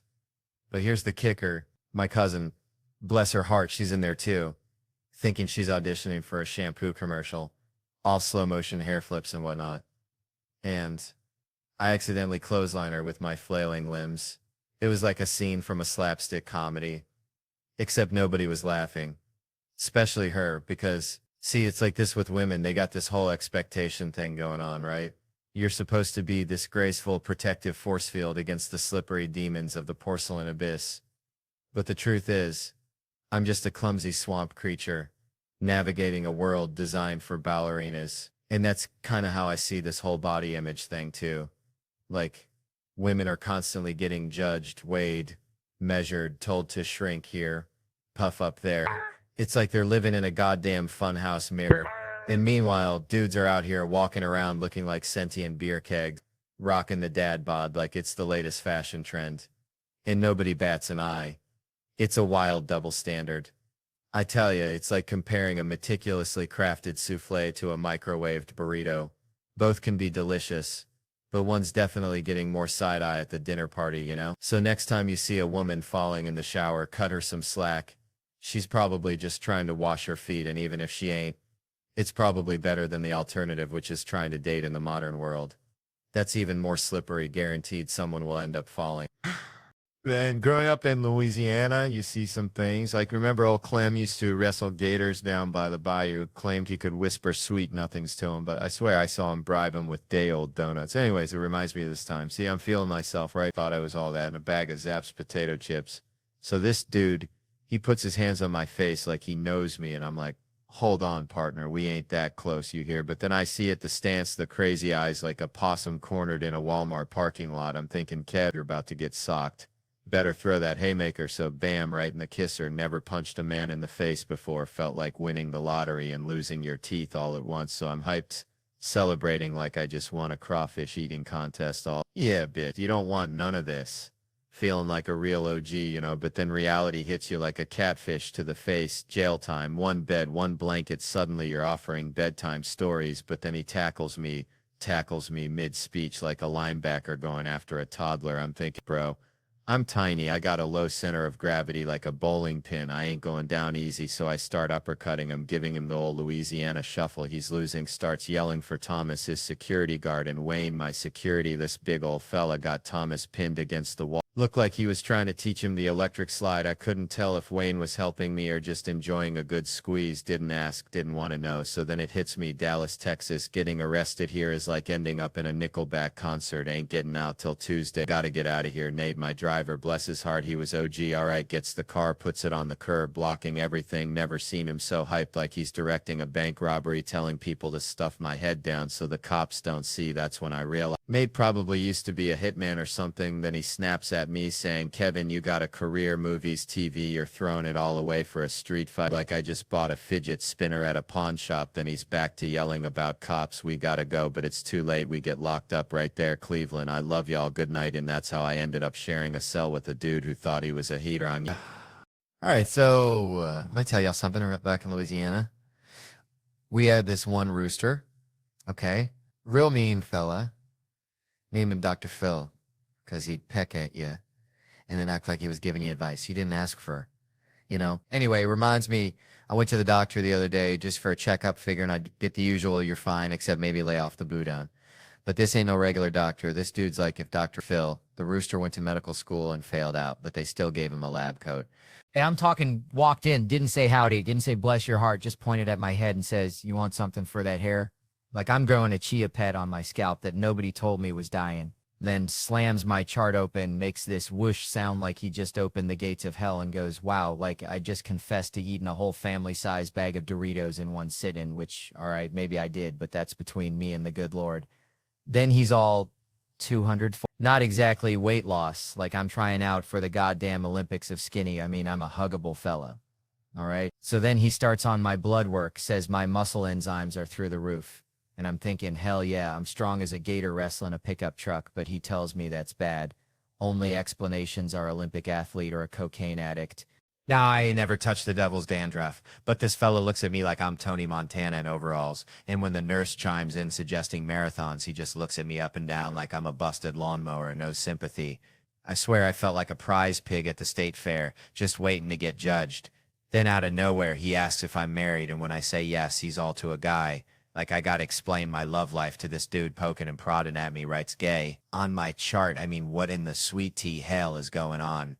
My wife asked if I'll go back. I said, absolutely. He's the funniest doctor I've ever met. I mean, I just have to go back and show him my real muscle, the one that opens a jar of pickles after 3 days in the fridge. All right. Settle down, y'all. Let me tell you something. Used to have this chihuahua back home, okay? Little fella named Napoleon, thought he was a Rottweiler, I swear. Hated baths. Hated him worse than I hate lima beans, which is saying something because I think lima beans were invented by the devil himself. Anyways, reminded me of Kevin because remember when Kevin wasn't famous? Shoot, he'd show up smelling like a gym sock and a dreamsicle, you know? At least twice a week he would shower back then. Now it's all cologne, like he's trying to fumigate a whole damn city block or something. Got that cloud around him like Pigpen from Peanuts. They call it something else back in Louisiana. But I ain't saying it. But you know what, though? All this money and fame hasn't really changed the dude much. Truth be told. Still the same old Kevin, same piece of work, always been a little rascal, like a squirrel hiding nuts in your couch cushions, ain't paying nobody on time. Like my Uncle Cletus after a weekend at the casino, always promising, never delivering. That's why they doing the intervention, need money. And people think I'm just laying around my pool all day, sipping sweet tea and getting a tan, like I'm living the life of Riley. I'm grinding, man. I'm hustling. Got to go to radio stations, TV stations. Sometimes I got to get on the phone and cuss someone out. And it's costing me, man. I pay way too many people. I'm about to cut this whole damn thing off and build a bunker. But then, you know, they reel you back in, tell you they need you. Like Iramora needs a shark. So here's a question, though, and this is a real one. Who's the funniest out of this crew besides yours truly, of course? I'd say you're funny, man, because you seem smart, and smarter folks are funny in my book. It's about time someone give me a little credit. Praise the Lord, truth finally comes out. But him. Yeah. Dude's quiet. Got to watch out for the quiet ones. They're like a possum playing dead. You never know when they're going to strike. Nah, man, I'm the creepiest, always have been. Anyway, Comedy Central, Netflix, you know the deal. Got to plug the stuff. Y'all been a good crowd, evened out the balance of my show, met my black people quota for the year. But remember, Kevin and the other black guys, we bleed it. Anyway, you can see us on tour at Kevin Hart Nation. Joey, what's up, man? And hey, since we're at the end of this thing, I'm going to go walk up this staircase on my set that I've never walked up before. Hit that subscribe button for more of this nonsense, y'all. And remember, always check behind you. You never know what kind of craziness is lurking around the corner. It's probably a chihuahua named Napoleon or Kevin Hart or something equally terrifying. So there I was back in Louisiana, right? And my buddy Dale, bless his heart, he's got this theory about lubes. You see, he reckons women got a secret stash Squirrel hiding nuts for winter, but it's KY jelly, man, just waiting for the opportune moment to unleash it. Sneaky like a gator in the swamp, and it all ties into this whole nasty thing because Dale says women got this unlimited supply of it like bottomless crawfish etouffee, but men were running on fumes, you dig? We start out all fired up, thinking we're going to reinvent the wheel and maybe even mount a brick on the gas pedal and let the car ghost ride while we're out there buck naked, just pure unadulterated Louisiana crazy. But then reality hits like a mosquito the size of a damn hummingbird, and suddenly we're reaching for the blow dryer, trying to figure out how to spice things up because the imagination wells run dry, emptier than a church on Saturday night, and you're thinking, Lord, maybe the cat and the dog can settle this argument because that's how far gone we get, just grasping at straws, you feel me? Which brings me to this whole double date thing. See, it's a competition, plain and simple, like two roosters in a chicken coop, one little kiss and bam, it's on. She's looking at you like you owe her a damn diamond ring. And the only way to win is to go full tilt boogie, which, let's be honest, ain't always the best course of action because women, they talk, they share, they dissect. It's like a goddamn autopsy on your relationship, and next thing you know, at least I don't eat ass is flying across the table like a stray firework, and you're sitting there with the U8 ass face contemplating your life choices, wondering how you ended up in this godforsaken mess, wishing you could just disappear into the nearest plate of jambalaya. And then there's Ray, bless his heart, always with the damn resume. I got 3 movies coming out, they all hot, like I give a damn what time it is, D. Ray, I just want to know the time. And then Harry, man, don't even get me started on Harry. He's got more tats than teeth and a whole lot of attitude, telling people not to touch him unless they want to see his other 6 tattoos that represent, I'm not going to say what, but let's just say it involves a dirt nap. All this just to tell you, even though I'm like a Kevin Hart of the South, there is always someone who believes he has more bodies ready to get stacked. So just remember to be kind and tell the crazy man he's looking good, and then slowly back away. Oh, and hide your ass. All right. Settle down, y'all. Let me tell you something. Grew up in a town so small. The high school mascot was a question mark. Seriously, just a big old question mark on the field. People were confused. Even the cheerleaders were like, what are we cheering for? Uncertainty. It reminds me of this time my buddy Earl, bless his heart, tried to impress this girl by saying he was film Wedding Ring or 2 before the first one even hit theaters. Like telling people you already got a platinum membership to Beyonce's Beehive plus a +1 with Lamar Odom. Back when he was still rocking princess cut she jeans, which by the way is a crime against fashion, worse than Floyd Mayweather and them damn cowboy boots. Somebody lock that man up. Stylist needs to be fired, or 2 Chainz showing up to court in a suit. Some things are just inherently wrong, like my Aunt Brenda's attempt to get on a reality show called Straight from the Heart, pushing past me like a damn offensive lineman to get in front of the camera, saying hi from the heart while I'm trying to explain the earth is not flat. But somehow Rihanna getting kicked off Instagram for too much skin is somehow supposed to be acceptable. That's like banishing Waffle House from World Star Hip Hop. Ruins the whole damn site, but honestly, I'd pay $1 million just to see her. Well, you know, again, for the first time, but also knowing it's still Rihanna. So that brings me back to these co-stars I've been working with over the years. All of them except The Rock, that is, and The Rock hasn't helped one damn bit. Stevie, I'm looking at you. You ain't gonna help nobody except the inmates, Stevie. What is wrong with you? You look like you shop at the Velvet Sweatsuit store next door to Nacho Dick Emporium. And I swear to God, they are all just as ridiculous as waiting 45 minutes for a sandwich from Quiznos. Just needs more dreamers, and definitely not Will Packer sitting beside me at award shows. 5th black dude in a row. I think they have a row of just like all the black folks just chilling there, and Amy Schumer is just getting it thrown in her face, which I'm okay with. And then Whoopi Goldberg just goes on The View and says some wild shit. I can't even I gotta shave again because of all the stupid that's going on, and then some guy is throwing me off while I'm about to rip on this stage in camouflage. He thinks his petite jacket is gonna save him. You know, maybe I don't have a college degree, but I got a yacht. Well, I will have a yacht. It's on credit. I'm just saying, I thought I looked cooler in a suit, and now I feel like I look like a head in a box, so I look like a guy with a head, so I don't know. Maybe I should dress like my friend Earl. All right, so I was at this Waffle House down in Tickfaw, Louisiana, right?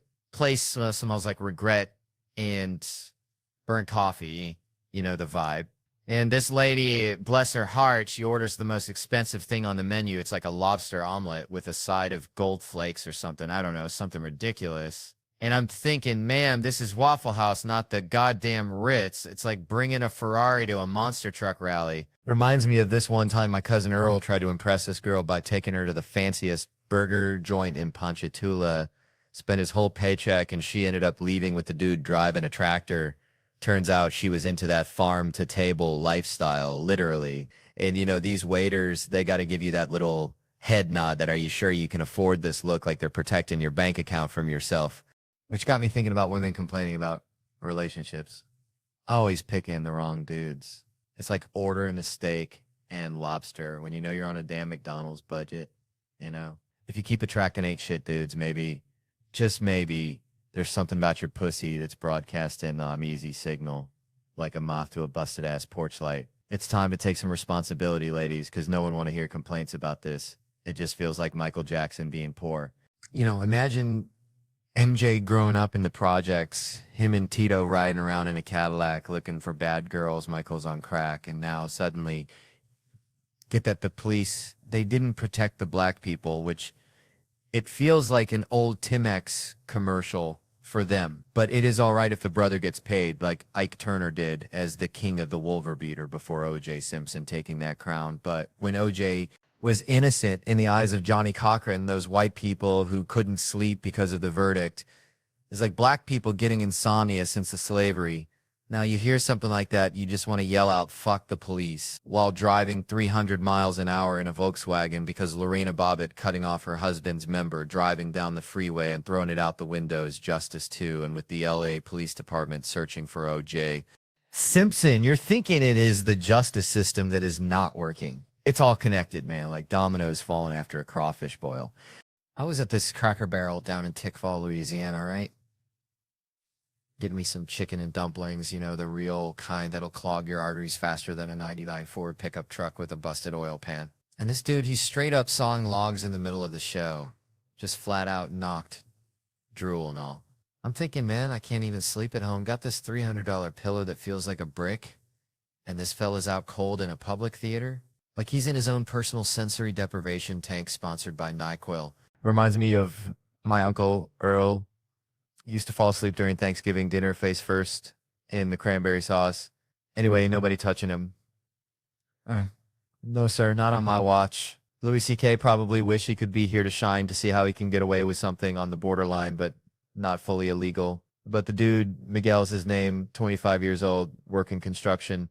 Now, usually that's where I'd launch into the old Mexicans taking our jobs routine, but then I find out he's working in the office construction. I never heard that. That makes him getting replaced by a Chinese or a robot, just straight up AI taking over the whole damn operation. But his boys, they covered for him. Said he was up all night arguing with his girlfriend, probably about some high-stakes Scrabble match or who gets to pick the next song on the jukebox. He bought his ticket himself and he is using it. You know, I haven't slept like that since I was a kid. And the only way I could do that was by going to the church on Sunday. And I know the dude shit in the stalls without any worry. And sleeps right in front of Jesus on Sunday. But I'm thinking, here's this dude, Miguel, living the dream, unconscious and carefree, while I'm up here battling insomnia like it's a goddamn UFC fight. We even dimmed the lights, played some spooky music, felt like a damn exorcism was about to go down, except the demon was just exhaustion. I even yelled, La Policia. Miguel didn't even flinch. I swear he could have been in a coma for 8 years, slumps on his 4th term, and he'd still be snoozing.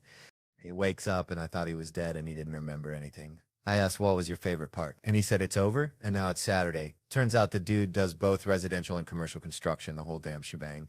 25 years old, and worn out already. What's he going to be like when he hits 40? A human-shaped pile of dust held together by duct tape and caffeine. Still, he gave me an idea. Maybe I should start sleeping in public. Get some of that sweet, sweet Miguel level unconsciousness. Maybe even go to church, face Jesus, and shit in a stall like him. Who knows, might just cure my insomnia or at least give me some good material for the next show, but he is not worried about shitting and sleeping in public. Man, I was just back in my hometown, you know, in Lawrenceville, Louisiana, population smaller than the number of teeth my Uncle Earl lost to possum wrestling. And this fella, bless his hair, tried to connect with me over grits at the Waffle House. Grits. Like, that's the best we got, buddy. But it got me thinking, see all these gigs, city after city, and folks are always asking, Theo, are people the same everywhere? And I tell you, some places are like a stale gas station burrito. Just plain wrong. But underneath all that, deeper than the mud on a gator wrestler's boots. Everybody, and I mean everybody, just wants to connect, you know? Like when you see a hound dog and you just know you got to give it a belly rub. It ain't about the language. It ain't about the fancy cars or the teeth. It's just that human or canine urge to link up. And when you got chemistry with someone, that real stuff, it's like finding a $20 bill in your grandpa's overalls. Pure gold. Do you want to hang, maybe date, maybe even, and I ain't judging, maybe you want to bury him 18 miles west of Lake Worth and get a little thrill every time you drive by. We all have our things, right? But sometimes, Lord have mercy, sometimes there ain't nothing there, like trying to make sweet tea with salt water. I'm checking in at this hotel the other week, see, and this dude behind the counter, he hits me with the small talk shotgun. Where you from? Los Angeles, I say, hoping to shut it down quick. But he's like, oh yeah, I got family in Denver. I'm thinking, dang, what are the odds? Then he drops the bomb. Yeah, they got a furniture store. I'm trying to be nice. I like to sit on furniture. Man, reminds me of my uncle Earl, God rest his soul, used to cut in line at the Piggly Wiggly something fierce. Said he was testing their security, which was just his way of saying he didn't want to wait behind Mrs. Higgins and her 800 coupons anyways. I never really thought much about things I do. Like, I take my youngins to the Six Flags, the whole damn Six Flags. We're talking 30, 40 minutes tops. People look at me like I'm Moses dividing the Red Sea with a fanny pack full of hot dogs. But see, I call ahead, got a concierge, like I'm freaking the queen or something. And this fella just walks us right up to the front of every ride, I'm telling you. Done it for years. And I got to tell my kids, look here, this ain't charity. This ain't some kind of Willy Wonka golden ticket situation. This is earned. Your old man worked harder than a one-legged cat in a sandbox to get us to the front of these here lines. But there's rules. See, stricter than my grandma's Baptist potluck, rule number 1. And this is paramount. We're strolling past these folks who've been waiting longer than a possum in a pear tree. You do not, and I repeat, do not make eye contact with these heathens. You hear me? Look straight ahead, like you're riding a Clydesdale towards the gates of heaven. Don't glance left, don't glance right, because these folks, they're going to unleash the hounds of hell with their words. They're going to say, I look like I smell a wet dog and regret. They're going to say things about you that'll make you want to join the Amish. But you ignore it. You just let that negativity roll off you like water off a duck's back. Because here's the truth, son. When we're back in the Yukon headed home, we ain't never going to see these poor souls again. They're going to be stuck in that line, hotter than a jalapeno in July. Probably still arguing about whether the guy with the Mickey Mouse ears cut him off. And honestly, they're probably going to be in a line for the rest of their lives. Ain't that something? Just a line, folks. Just a line.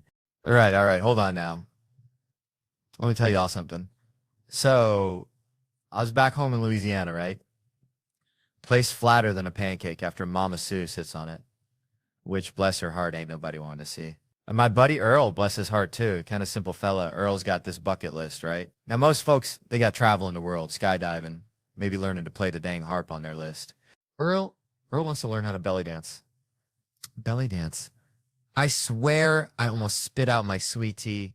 Told him, Earl, you look like a busted refrigerator. Try and wiggle, but you go on with your bad self. But it got me thinking about meeting Obama. You know, Bo, as I called him, real, in the White House. Like I told my wife, girl, this my De Niro moment. You better recognize, and how I did my Denzel impression.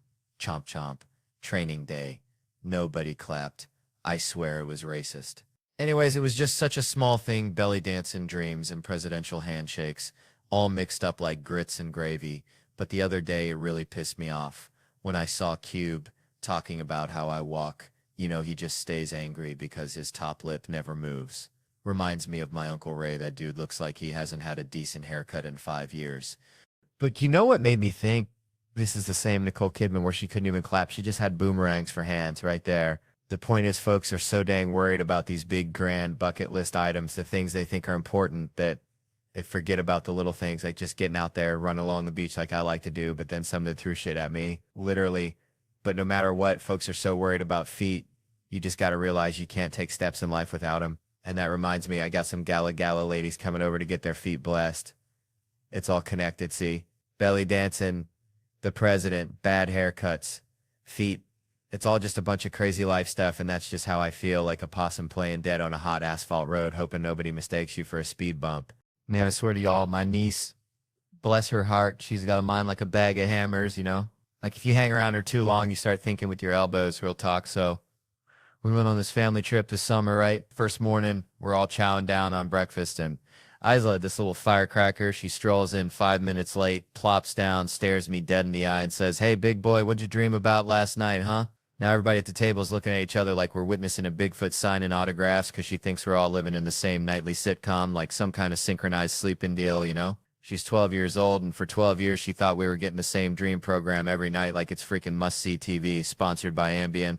But then I'm sitting across from her thinking, hold on, what if she's on to something? What if she cracked the code and we're all just characters in her subconscious Netflix original? So I lean in all conspiratorial, hey, did you dream that I was locked in a trunk wearing a banana hammock and singing Dolly Parton? My wife shoots me this look that could curdle milk like I just revealed the ending of The Sixth Sense at a funeral, and Isla kicks me under the table. I'll talk to you after breakfast, Uncle Theo, all serious like she's debriefing a secret agent after a mission gone sideways. Later that day, we're heading out for some snorkel action, cruising on the boat, and I see Isla gazing off at the horizon, looking all pensive. She's pondering the mysteries of the universe, you know, a real Kodak moment. So I sidle up, ready for that heartwarming parent-child connection. Hey, baby girl, what you thinking about? She turns around, eyes all lit up, and goes, we should get tattoos. I swear sometimes I think this kid eats nails for breakfast. All right, settle down, y'all. Let me tell you something. Reminds me of the time my cousin, Skeeter, tried to train a squirrel to water ski on Lake Pontchartrain. Real deal. Skeeter was convinced he could make this squirrel a star, had this whole contraption rigged up with toothpicks and a tiny styrofoam board looking like something out of Honey, I Shrunk the Kids. Now, Skeeter, bless his heart, ain't exactly men's material, more like a box of rocks with a mullet, but he's got this unwavering belief in the absurd, you know? Anyway, this squirrel named Nutsy, by the way, because Skeeter ain't exactly creative either, just kept swimming back to shore looking at Skeeter like he was speaking Martian. Skeeter got frustrated, started yelling at the squirrel, hold on tight, Nutsy, you gotta commit. Made me think about these comedians getting booed off stage, feeling like that squirrel just wanted out of there, looking at the crowd like y'all speaking Martian or something. See, there's something primal about stand-up. It's like bare-knuckle fighting with words. You gotta walk out there naked as a jaybird and tell a room full of strangers that you're funnier than they are. Man. Growing up in the sticks, we had this dog, Biscuit, dumber than a box of hair, right? Would chase his tail till he puked, then lick it up. That kind of stupid. Reminds me of trying to sleep these days. Got this fancy-ass pillow, cost more than my first car, and I'm still up at 3 a.m. counting imaginary sheep that are all doing the Macarena. Speaking of sheep, saw this dude the other day slumped over in public, sawing logs louder than a chainsaw convention, and I'm thinking, that son of a biscuit eater is getting better sleep than I've had in a decade. So naturally, my brain goes into full-on prank mode, like when me and my cousin Billy Bob tried to convince Mrs. Henderson that her cat could talk. Yeah, story. It involved a walkie-talkie and a very confused meow, and I'm plotting how to give this Sleeping Beauty a little wake-up call. I know, nothing mean, just a touch of country justice. I'm thinking, let's get a spotlight on him, real subtle. Like he's about to get abducted by aliens, or maybe sing him a lullaby, but like a death metal lullaby. Then my buddy Joe's over there, bless his heart, trying to figure out the light switches like he's defusing a bomb, and I'm over here praying nobody pulls a fast one, because Lord knows there's always one character who's about to pickpocket somebody.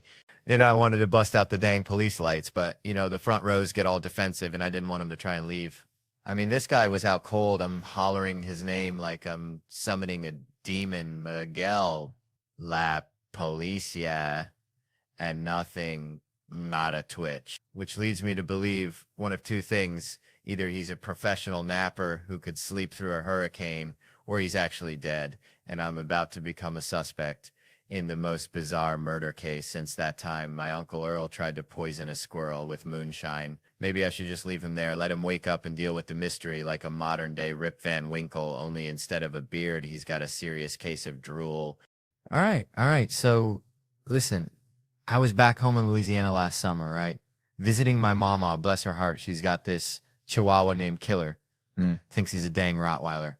Always nipping at my ankles. Makes you want to punt him into next Tuesday. Anyway, Mama's watching this award show, and they're giving some dude an award. I think it was for selling insurance or something, but it got me thinking about Kevin Hart. Yeah, Kevin Hart. That little dude with the big heart. Ain't that a country song title? Wait, what was I saying? Oh yeah, Kevin. See, there's guys out there like Jerry Seinfeld, great dudes, funny as all get out, wearing the crown of comedy, and let me tell you, that crown ain't no Burger King paper hat. It's heavy, man, like Mama's cast iron skillet after she's cooked a whole mess of catfish, you know? But Kevin, he wears it like a ball cap backwards, like he's still running the bases. And that dude, he sold 500 million tickets. That's more than people at a Walmart on Black Friday, I tell you what. That's biblical. That's Noah's Ark full of people watching him. And I check because that's how I do. I get my facts straight like a Baptist preacher, and he ain't just funny. He's a good dude, helps people out, goes back to Philly, which, let's be honest, takes guts. It's like wrestling a gator, you know, but he does it, and he probably feels like trash sometimes. We all do. Like that time I ate a whole bag of gas station sushi, but you'd never know it. Never see him fate. See, I wish he was there when I got my dang trophy. He's one of the greatest men I've ever met. It's like, I'm honored to know him, like meeting Dolly Parton, only funnier and with better abs, probably. And that's the truth. Even if it is like a fever dream after a crawfish boil. Man, growing up in Loranger, Louisiana, felt like living inside a dryer lid trap. You know, just constant spinning, static, and the occasional lost sock of sanity. Reminds me of this one time my cousin Earl thought he saw Bigfoot near the Piggly Wiggly. Turned out it was just a meth head wearing a gorilla suit. He stole from the Halloween store, but that's small town life. Things get real strange real quick. It's like Earl would have been a perfect witness on that show on A&E where they chase down killers in the first 2 days after a murder, because after that, apparently, the case gets colder than my ex-wife's heart. They're like, it's old news now, which is wild, because you'd think solving a murder would be a little more important than figuring out what's on the dollar menu. I'm fascinated by how many folks see a murder happen. Like, I always pictured murders happening in the shadows, behind a dumpster, but these people are front row seats. Like, yeah, I saw the whole thing. He was about 5'2" to 6'8", something like that. And the cops are like, that's the best you got? And they're like, he had ears too. And they still draw a sketch, and it looks like a Picasso painting gone wrong. Then they show it around, and nobody knows who it is. Until some dude is like, yeah, that's Cricket. Been knowing Cricket for 27 years. And the cops are like, what's his real name? And the guy is all, just Cricket, like he was birthed with that name. I swear, it's always some dude in a wife beater, dirty hat, cigarette, hanging out his mouth. Looks 33, but is actually 76, talking super aggressive to the cops. I've been out here for a minute, and the cops just sigh. Then they cut to the whitest detective, who looks like he just walked out of a ale Bean catalog. And was like, I don't think he's going to be much help. Like he expected Shakespeare from a guy named Cricket. The best part of that show, though, is the interrogation. It's like, you want drama? Try questioning someone about taking another human life. The stakes are higher than a giraffe on stilts. But these detectives, bless their hearts, insist on using the suspect's street name, so it turns into a cartoon. They're like, your life's on the line, Lil Stank. Did you know Dookie Shoes? And the guy's like, I don't know no Dookie Shoes. Then they show him a picture, and he's all, I seen him around. And then they throw one little piece of evidence at him, like, Numin said you were at the 7-Eleven last week. And suddenly he's confessing to everything. Yeah, I shot him in the face like a damn pressure cooker. It's like, dude, you can't lie for 10 minutes. You can kill a man, but you can't outsmart a detective for a coffee break's worth of time. That's why if you're ever in that situation, lawyer up, man. Don't try to be a hero, because I've seen 300 people get interrogated on that show, and only 2 asked for a lawyer. And both times the detectives looked like they'd just been handed a flat tire, and at the end of the episode, there was text on the screen that read, all charges against Tayshaun were dropped, or let's be real, there's never any Jims on that show. Ain't never heard no detective go, hey, Bryce, where were you last Friday? I was over at Tanner's house. Sorry, bro. Nah, man, it's always someone with a name that sounds like it came straight out of a Wu-Tang Clan album. All the Bryces are out there baking cookies and not ending up on A&E. Man, let me tell you something. Growing up in Louisiana, we had this neighbor, Mr. Thibodeau, smelled like catfish bait and regret, always wearing a wife beater. Even at church, right? Anyway, old Thibodeau, he thought he was a comedian, told jokes that would make a scarecrow blush, but he had this one about a crawfish walking into a bar. Nah, I ain't telling it. It's terrible. But it reminds me, people are getting so touchy these days. Like, my country's going plumb crazy. You know, Bryan Cranston, that Breaking Bad dude? He played a paralyzed fella in a movie, and folks got all riled up saying, why ain't a real paralyzed dude playing it? Like, hello, it's called AC Techting, you dummies. Imagine a paralyzed dude trying to act paralyzed. That's just being still and reading lines. That ain't no performance. Reminds me of my buddy Bill. He's been doing all right for himself, you know? He was in this Pete Davidson movie. He says he didn't get fired, could get cut. You never know, but seems like it went great. First time getting to work with Judd Apatow for real, not just on Pete's show, Crashing, which, by the way, folks should check out next June. Get this, Bill's doing Mandalorian, the Star Wars thing, which is nuts because he's a sports fan. Meathead barely knows what a lightsaber is. I'm like, Bill, you in Star Wars. You know what that's like? It's like when Joe DeRosa met Joe Torre, told me about this guy connected with the Yankees, the manager, Joe Tutelage. I corrected him. It's Torre, and he's all, is he a big guy? Does he make that face? I wanted to strangle him. He just wanted to go buy vintage shirts, so I told Bill, this here payback for me meeting Joe Torre. Now he gotta wear a spacesuit that probably smells like Wookiee armpits, says he can't say much about it, all that Netflix secrecy, but you can see the back of his bald head in the trailer for half a second. That's because his head is a helmet already. Redundant to put a hat on a hat, like a clown wearing a second wig. That's how busy he is. He's finishing up season 4 of F is for Family, but stand-up's always #1, and he's always been generous. You know, even when I was a nobody at the Comedy Store, he'd watch my sets, give me punchline tips. Always believed in me, even when I was getting booked on TV shows and forgetting about my own hour, he saw something in me. Cool vibe and knows how to unleash the crazy. Not like those guys who just yell and stay loud too long. Nah, Bill knows how to blow them back in their seats, then bring them back down smooth. It's a gift. I brought his name up the store, told everyone he's one of the nicest guys, and he came out and was like, you got to say that? I'm about to rant about people in wheelchairs. That means a lot. Being a newer comic, it's intimidating. But people did it for him, he remembers. Like Dave Chappelle told him something funny back in the early 2000s. He held on to that like a life raft in the comedy condos and hell rooms for years. Dave thinks I'm funny, he'd tell himself, kept him going. Even in the green room broom closets on the road, Bill said he was funny, carried him through those weekends. When you start out, you're lost, no confirmation, no roadmap, just looking around, seeing what other guys are doing, thinking you got to do the same, ping-ponging from one style to the next. Joe Kai comes in with a street team. Next thing you know, you're thinking you need a street team too, but it was just telling stories back at Nick's Comedy Stop, driving back in from Boston, finding the nearest comic, telling a story, getting a laugh, hearing the older guys telling their stories, wanting to have some yourself, something better than just a bad open mic. And then getting out on the road, hearing your friends suffer. That's where the comedy comes from. So remember, folks, go watch Bill Burr's special Paper Tiger on Netflix. Check out his tour dates at billburr.com. Listen to his Monday morning podcast, one of the best out there. And then maybe, just maybe, go call that weird neighbor you had growing up and tell him their jokes ain't that bad after all. Because honestly, folks, sometimes it's the Thibodeaus of the world that remind us what's truly funny, just like the time he tried to put a hat on a crawfish. Nah, I still can't tell you that one. It's just too dang awful.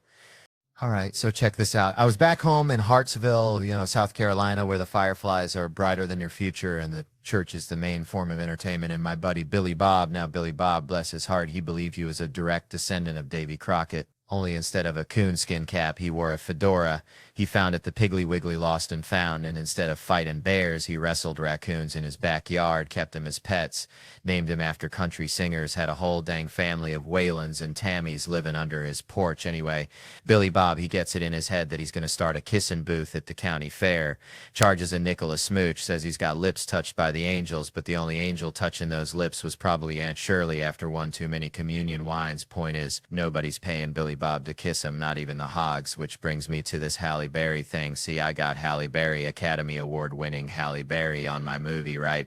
And she's down there and I'm thinking, Kev, you mess around and kiss this woman right now or you're going to regret it till you die, because this isn't just any kiss. This is a once in a lifetime opportunity to experience lips sculpted by the gods, lips that probably taste like, I know, sunshine and privilege. And I almost choked, right? I almost turned down kissing Halle Berry, like telling a waitress you don't want free pie, because I was engaged at the time and I didn't want her thinking I was some kind of heathen or something, like, oh, this dude just used me to get with Halle Berry, what a dirtbag. And she was so sweet, man. Halle Berry's like a unicorn mixed with a bottle of champagne and a dash of sassy grandma. She came on set, killed it, brought a level of magic only Halle Berry can.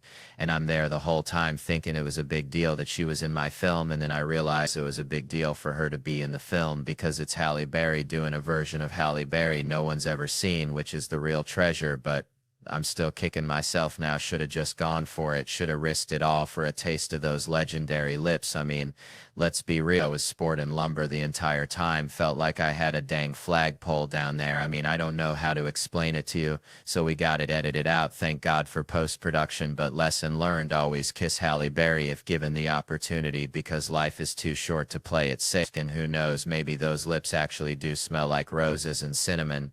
A real heartbreaker. Anyway, the whole point of the movie is my dog, but now you all are being racist, which isn't good, which you can see in Kevin Hart What Now, only in theaters. All right, folks, let me tell you about my Uncle Earl. Bless his heart, used to collect Dryerland, right? Not just any lint, mind you. Earl only collected lint from his underender, said it was like harvesting tiny, fluffy memories of his day, you know? Anyways, Uncle Earl, God rest his soul, he'd always say, Theo, life's like a lint trap, catching all the weird stuff. But it's what you do with that weirdness that matters, and Lord have mercy, he was right. That brings me to Joe Biden, bless his heart. Old Sleepy Joe seems like he's collecting weird moments like my Uncle Earl collected lint, you know? Just piles them up. See him with Greta Thunberg? I'm predicting awkwardness so thick you could spread it on a biscuit, that's a fact. He'll be whispering sweet nothings about the ozone layer. She'll be glaring like he just single-handedly melted the North Pole. It'll be a YouTube goldmine mirror. I'm telling you. And Asians, now there's a group, y'all. Smartest folks on God's green earth. They're building iPhones while the rest of us are arguing about politics on Facebook. That's a fact. I'm practically an Asian supremacist, if that's a thing. I ain't hating on nobody, but them Asians are just out there hustling. They deserve a little credit. Except I saw a fellow on Twitter saying racist stuff to Asians on his iPhone, and I was like, hold on, at least have some respect for where that stuff comes from. You're right there next to the damn children making the electronics. It's like being circumcised and then complaining about the doctors. I'm telling you, folks, that's the kind of respect that we need in this country. So I was at this crawfish boil back home, right? Uncle Bobby, bless his heart, tries to deep fry a whole watermelon. I swear to God, he saw it on Pinterest. Anyway, it explodes like a damn grenade, watermelon shrapnel everywhere. Nobody gets hurt, just covered in sugary goo and regret, mostly Bobby's. Reminded me of this one time I wrestled a gator at a church camp. Don't ask. But it got me thinking about the Travel Channel, which, yeah, they call me a professional fun seeker. Sounds like something a robot would say after its programming goes haywire. I'd rather be called professional dumbass, because at least that sounds like me. I ain't fought no bear despite what the internet says, though I did once try to teach a possum to play the banjo. That's a story for another time and another bottle of sweet tea, but the Travel Channel's website is worse than dial-up internet at a Walmart parking lot. Man, growing up in Tickfaw, Louisiana, population maybe 100 and a dog, and life was simple, like cornbread and Chitlin Simple, I swear. I remember one time, me and Little Man, that's what we called him, because, well, he was little and a man we were catching crawfish down by the bayou, and this old lady, Miss Ethelyn, she comes strolling by with her chihuahua. Peaches dressed in a full-on Saints uniform, because that's just how Miss Ethelyn rolled, right? Anyway, Peaches starts barking at the crawfish. Miss Ethelyn starts yelling at Peaches. And I swear, Little Man just looks at me and says, Theo, sometimes I feel like we're living in a cartoon drawn by a squirrel on meth. And I was like, Little Man, you might be onto something, you know? It's like that's my whole childhood encapsulated right there. Weirdness, beauty, and a hint of existential dread. Which brings me to this thing about respecting authority, because my mom, bless her heart, she had a way of teaching lessons that involved cussing, violence, and a healthy dose of Southern sass. See, I was a rambunctious kid, always running my mouth, always pushing boundaries, like a beagle chasing a mail truck. One time, my teacher, Miss Green, sent a note home saying I was acting a fool in class, which, let's be honest, was probably true. All right, y'all, so check it. Growing up back in Louisiana, we had this neighbor, Mr. Thibodeau, smelled perpetually of boiled crawfish and regret, always hollering about politics, right? He'd be out there in his wife beater, swamp cooler, humming louder than a gospel choir, ranting about Bernie Sanders. Only he called him that dang commie Bernard. You know, like he knew him personally. Like they shared a po' boy back in 72, maybe at a political rally for the Band-Aid on Forehead Society. Who knows with Mr. Thibodeau, the man once tried to pay for groceries with a handful of cicadas, claimed they were legal tender after the apocalypse. Now Mr. Thibodeau was convinced he and Bernie were practically blood brothers back in Vermont, called themselves the Burlington Three, swore they blew up the original Burlington Coat Factory, which, let me admit you, in rural Louisiana, that's like claiming you burned down the Library of Alexandria. Nobody knows what you're talking about, but it sounds significant. He'd be hollering about occupying Walgreens, hating the 1%, while simultaneously chugging whole milk like it was liquid gold. The man was a walking contradiction, a true bayou enigma, and he hated those right-wingers. Except for Dick Cruz said his face looked like the whole Dick Tracy movie smushed together. Which I gotta admit is a visual. It's a strong visual, like a Picasso painting made of police sirens and misplaced anger. It reminds me of when I told Trump a joke once. Now he's just one McDonald's burp away from ending the world, so maybe I'm like the art critic who passed on Hitler's paintings. just trying to pursue plan B. I'm part of the problem. But man, I was watching the Emmys, right? Saw they handed an award out, totally unexpected, kind of like finding a $10 bill in your old jeans. Pure unadulterated joy. Before the name was announced, you're just sitting there thinking, why do we do this yearly? This just seems silly. Then you hear your name, man. It's like, this is true love. I saw a comedian and I'm lucky enough to know them. Dan Lavy was there. It's genuinely happy, like a Catholic and a Jew. Hearing good news at the same time, one is blown away and the other is just waiting to see how they can make money off of it. So, I was talking to my buddy Earl the other day. Earl's got this pet raccoon named Stinky. Swears it can predict the weather anyhow. We were jawing about comedians, right? Like, who'd be good to run for something, anything really, maybe even head of the homeowners association. The names they threw out, bless their cotton socks, Jon Stewart, sure. Makes sense, smart fella. Always got something to say. But then, bam, Bill Cosby out of left field. I mean, dang it, it's like suggesting your grandma for an MMA fight. Said something like, get him out of jail. Which, last I checked, Cosby's either too old or they already let him out. Maybe he's touring retirement homes with a Jell-O pudding show. Who knows? I even saw Cosby do stand-up at a Jon Stewart benefit thing once. Wounded Warrior Project. Before the whole pudding pop parade went south. And let me tell you, that act was darker than a black bear's armpit on a moonless less. I'm talking deep, unsettling. You're waiting for the punchline, but it just keeps getting more existential, like watching a squirrel try to bury a nut in concrete. Now, I ain't remember the specifics, something about cough syrup and airplane food, or maybe it was the other way around. It was before the accusations, like ancient history. So we were all kind of, sure, Bill, knock yourself out, thinking it was just regular old comedy. But now, looking back, that performance was a straight up cry for help disguised as a Jell-O joke. And that's the thing about comedy, ain't it? It's like a canary in a coal mine. You can sense when someone's in a dark place. Kind of like Earl's raccoon Stinky when it starts hiding all the shiny objects. Right before a tornado, just a little unsettling feeling deep down in your gut that something's about to go sideways. Now listen, I grew up in Louisiana, right? Where the only thing thicker than the humidity is the judgment at a potluck after church. And let me tell you, even I wouldn't trust myself to wrangle a herd of toddlers single-handedly. It's like trying to herd cats with a fishing pole dipped in molasses.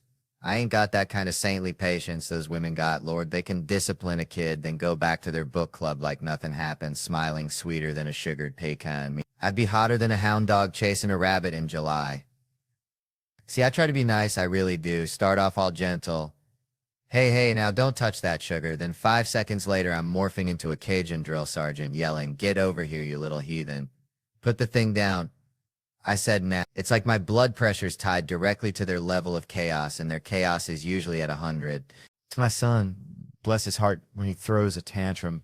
It ain't like a normal kid crying. He does this weird guttural moan, like a possum 7 in existential crisis. It's the dumbest thing I ever seen. But it also kind of scares me, I ain't gonna lie. One time I thumped him, just a little one, to knock him off balance. He didn't know what to do, like a squirrel trying to ice skate. But my daughter, she's a whole different breed. That girl's got me wrapped around her little finger tighter than a tick on a coonhound. I spoil her rotten. I admit it. That's what daddies do, right? But the crazy thing is, she knows she can play me. She's like a miniature Machiavelli in a tutu scheming against me and her mama. Man, last night was something, felt like I was wrestling a greased up pig in a mud pit of tequila and regret, But now got to trade the party hat for the daddy diaper bag because my whole damn family's got the tummy rumbles worse than a biker gang convention after a chili cook-off. And I got to be dad, which let me tell you is like asking a squirrel to pilot a spaceship. Ain't nobody ready for that kind of chaos. I'm the kind of dad who'd fart in a McDonald's cup, slap my hand over it like I caught a damn firefly, and then walk it over to my daughters all serious like saying, girls, you ain't gonna believe this, but I just captured a few. Now I know what you're thinking, Theo. That's messed up. That's pure trailer park parenting. But hear me out. It's comedy, see? Because when they look in that cup expecting something magical, something like a tiny unicorn fart or whatever little girls dream about, and they just get a whiff of my swamp gas, their faces are priceless, like watching a puppy try to solve a Rubik's Cube. That's when you got to explain it to them. See, you got to break it down, tell them, girls, daddy's teaching you comedy's a 101. It's all about ace direction, see? You thought you were getting fairy dust, but bam, fart cloud. They didn't get it. Of course, they ran to their mama, snitching like a couple of church mice, telling her I was making them eat farts, which ain't true. It was more of a forced aromatherapy session, if you want to get technical. And my wife blew a gasket, said I was scaring the kids. But I told her, I said, honey, you want equality in the workplace, you got to be able to take a fart to the face. It's like being initiated into the brotherhood of man. Every fella in this room knows what I'm talking about. But the best part, next morning, my youngest, that little hellion, is straddling my neck, trying to suffocate me with her tiny, slobbery self, while my older one's standing by, all innocent like, saying, Daddy, wake up, we got a joke for you. I open my eyes, half expecting to see they found my grandpa's old hunting rifle or something, but no, the little ankle biter says, guess what's in my hand, and I'm panicking, right? But then it dawns on me, every dad knows what's in her hand. It's the universal weapon of childhood. The silent but deadly, the old poop hand trick. I'm practically bursting with pride, thinking I taught her that. I created a monster. But then she says a punch in the mouth bang caught me completely off guard, I swear. I made a face like a basset hound that just got handed a lemon, and the two of them just lost it, rolling on the floor, laughing harder than hyenas at a tickle fight, until they realized I wasn't laughing. See, my girls, they got a sick sense of humor. I'm talking Dark Ages level of twisted. It's like they're being raised by a pack of raccoons who moonlight as stand-up comedians. All right. So I was back home in Louisiana last summer, right? Visiting my Aunt Karen. Bless her heart, she still calls the internet the web like it's 1998 and she's got to catch some digital flies in it. And she's showing me these articles on her iPad, screen cracked like a bayou riverbed after a drought. And she's going on about hot moms this and hot moms that. And I'm thinking, Aunt Karen, you're trying to be hip, but you're about as hip as a square dancing convention at a Cracker Barrel. And right, she keeps saying it's the algorithm, but all this online self-care stuff for moms, is it real? It reminds me of this time I saw a raccoon trying to unlock a car door with a Slim Jim. Looked real dedicated, but you knew deep down it wasn't going to work, you know? And I'm not saying moms shouldn't take care of themselves. Lord knows they deserve a vacation to Aruba after birthing a human. I'm just saying back in my day, which was 81, we saw more moms putting the family ahead of them, like my own mom running on fumes and coffee so dark you could see the future in it, doing the kids' homework, cleaning up puke after a Saturday night wedding, you know, the real mom stuff. So now these hot moms on Instagram, they doing all this yoga and like posing with their kids for the gram. It's all shiny and perfect, but are they teaching them anything useful? Can they even change a tire or tell a squirrel from a chipmunk? It's like, I appreciate the dedication, but you remember that kid falling down videos on YouTube that used to be accidental, like pure unfiltered chaos. Now they staged like a damn Shakespeare play. You see that kid walking toward that hot stove and the parents got the camera out, ready to hit that record button. It's like, go on, touch it, learn from your mistakes. Anything for the clout, which is creepy, really creepy. Makes you wonder when the line of good parenting or just content gets crossed and it's a whole new world. So I guess all I'm saying is let's bring back the messy, imperfect, real mom moments. The ones that don't get likes but make all the difference. Now, if you excuse me, I'm going to go sign posters, kiss babies. Maybe learn how to unlock a car with a Slim Jim. Good night, y'all, and remember, stay weird. All right, folks, let me tell you something. Reminds me of my cousin Billy Bob, bless his heart, used to catch catfish with his bare hands down at the bayou, slick as all it could promise. And one time he reels in this monster, this flathead looking like it swallowed a bowling ball.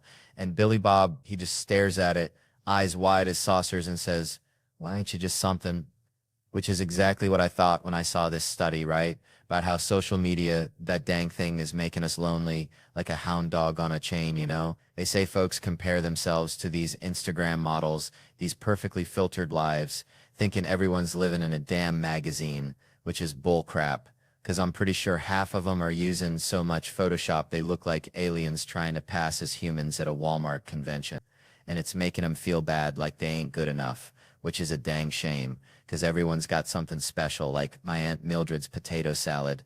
Looks like roadkill but tastes like heaven, so they're feeling left out, disconnected, like a landline in a cell phone world, and spending all their time online, looking for likes, instead of actually talking to folks face to face, real human connection, like a hug from your grandma after a long day of shoveling manure.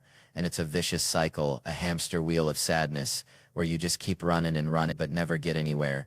never find true happiness, which, let's be honest, is probably just a warm plate of cornbread and a good dog anyway. So what I'm saying is, put down your phone, folks. Go outside, talk to a neighbor, pet a stray cat, maybe even learn to catch catfish with your bare hand. 'Cause life's too short to spend it chasing digital ghosts. And besides, that catfish might just teach you a thing or two about resilience, or at least give you a good story to tell next time you're standing in line at the Piggly Wiggly, trying not to compare your groceries to Miss Henderson's organic kale, which, let's face it, ain't never gonna happen, 'cause I am a simple man, and I like my Mountain Dew. Just don't be like my Uncle Dale, who thought the internet was a series of tubes, God rest his soul. Man, let me tell you something. Back in Louisiana, we used to have possum nights instead of game nights, 'cause ain't nothing brings out the worst in folks like trying to trap a critter that's already halfway to Narnia. But now I gotta let my friends invade my house monthly for game night. And I swear, it's like watching a bunch of toddlers wrestle a greased pig, especially when Monopoly's involved. We don't even play it right. It's like we're negotiating treaties for outer space. Like, look, Chad, you can bypass Boardwalk twice, but you gotta pay that damn late fee. I got a Blockbuster back in '04, deal?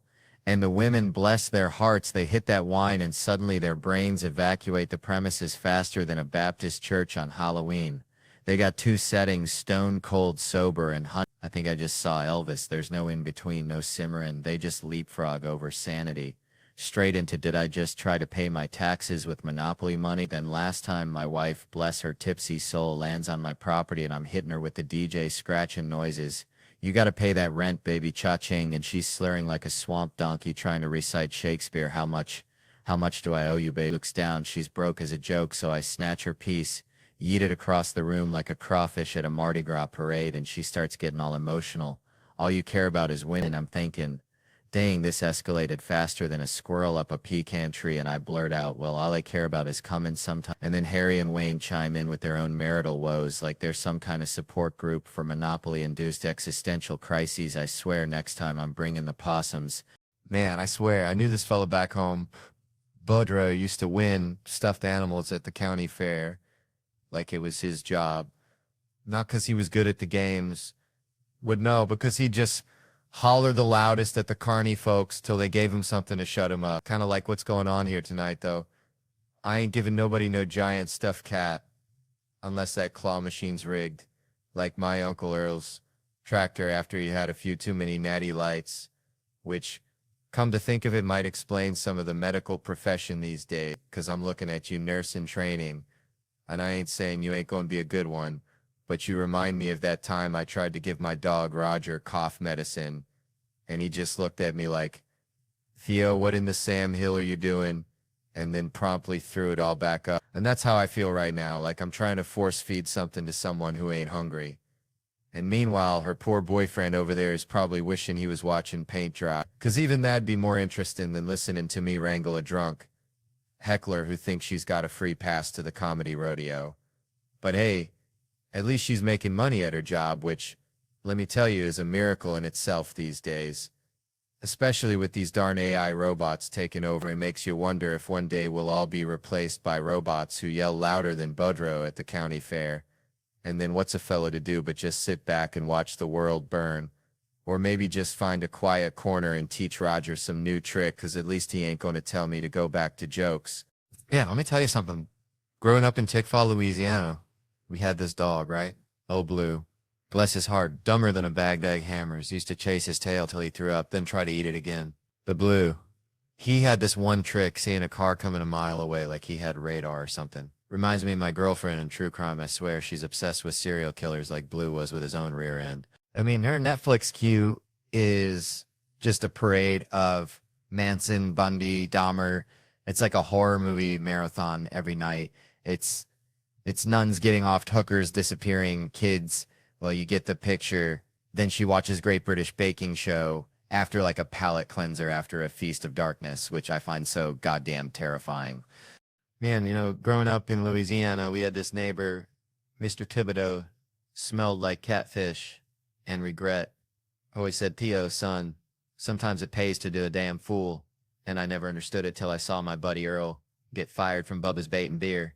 See, Earl thought he was slick, thought he was a swamp ninja, kept tasting the inventory, you know, for quality control like he was sommelier or Bud Light. But Bubba, he ain't no dummy.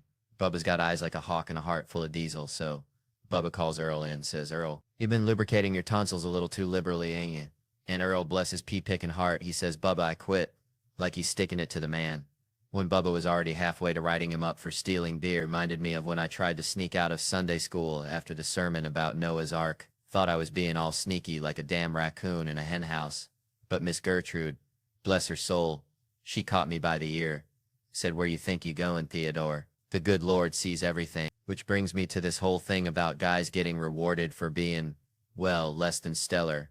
Like this dude I saw online, bragging about quitting his job before they could fire him for, let's just say, unprofessional conduct. Wink, wink. Nudge, nudge. Like he's some kind of rep. A modern-day Robin Hood stealing from the less fortunate interns.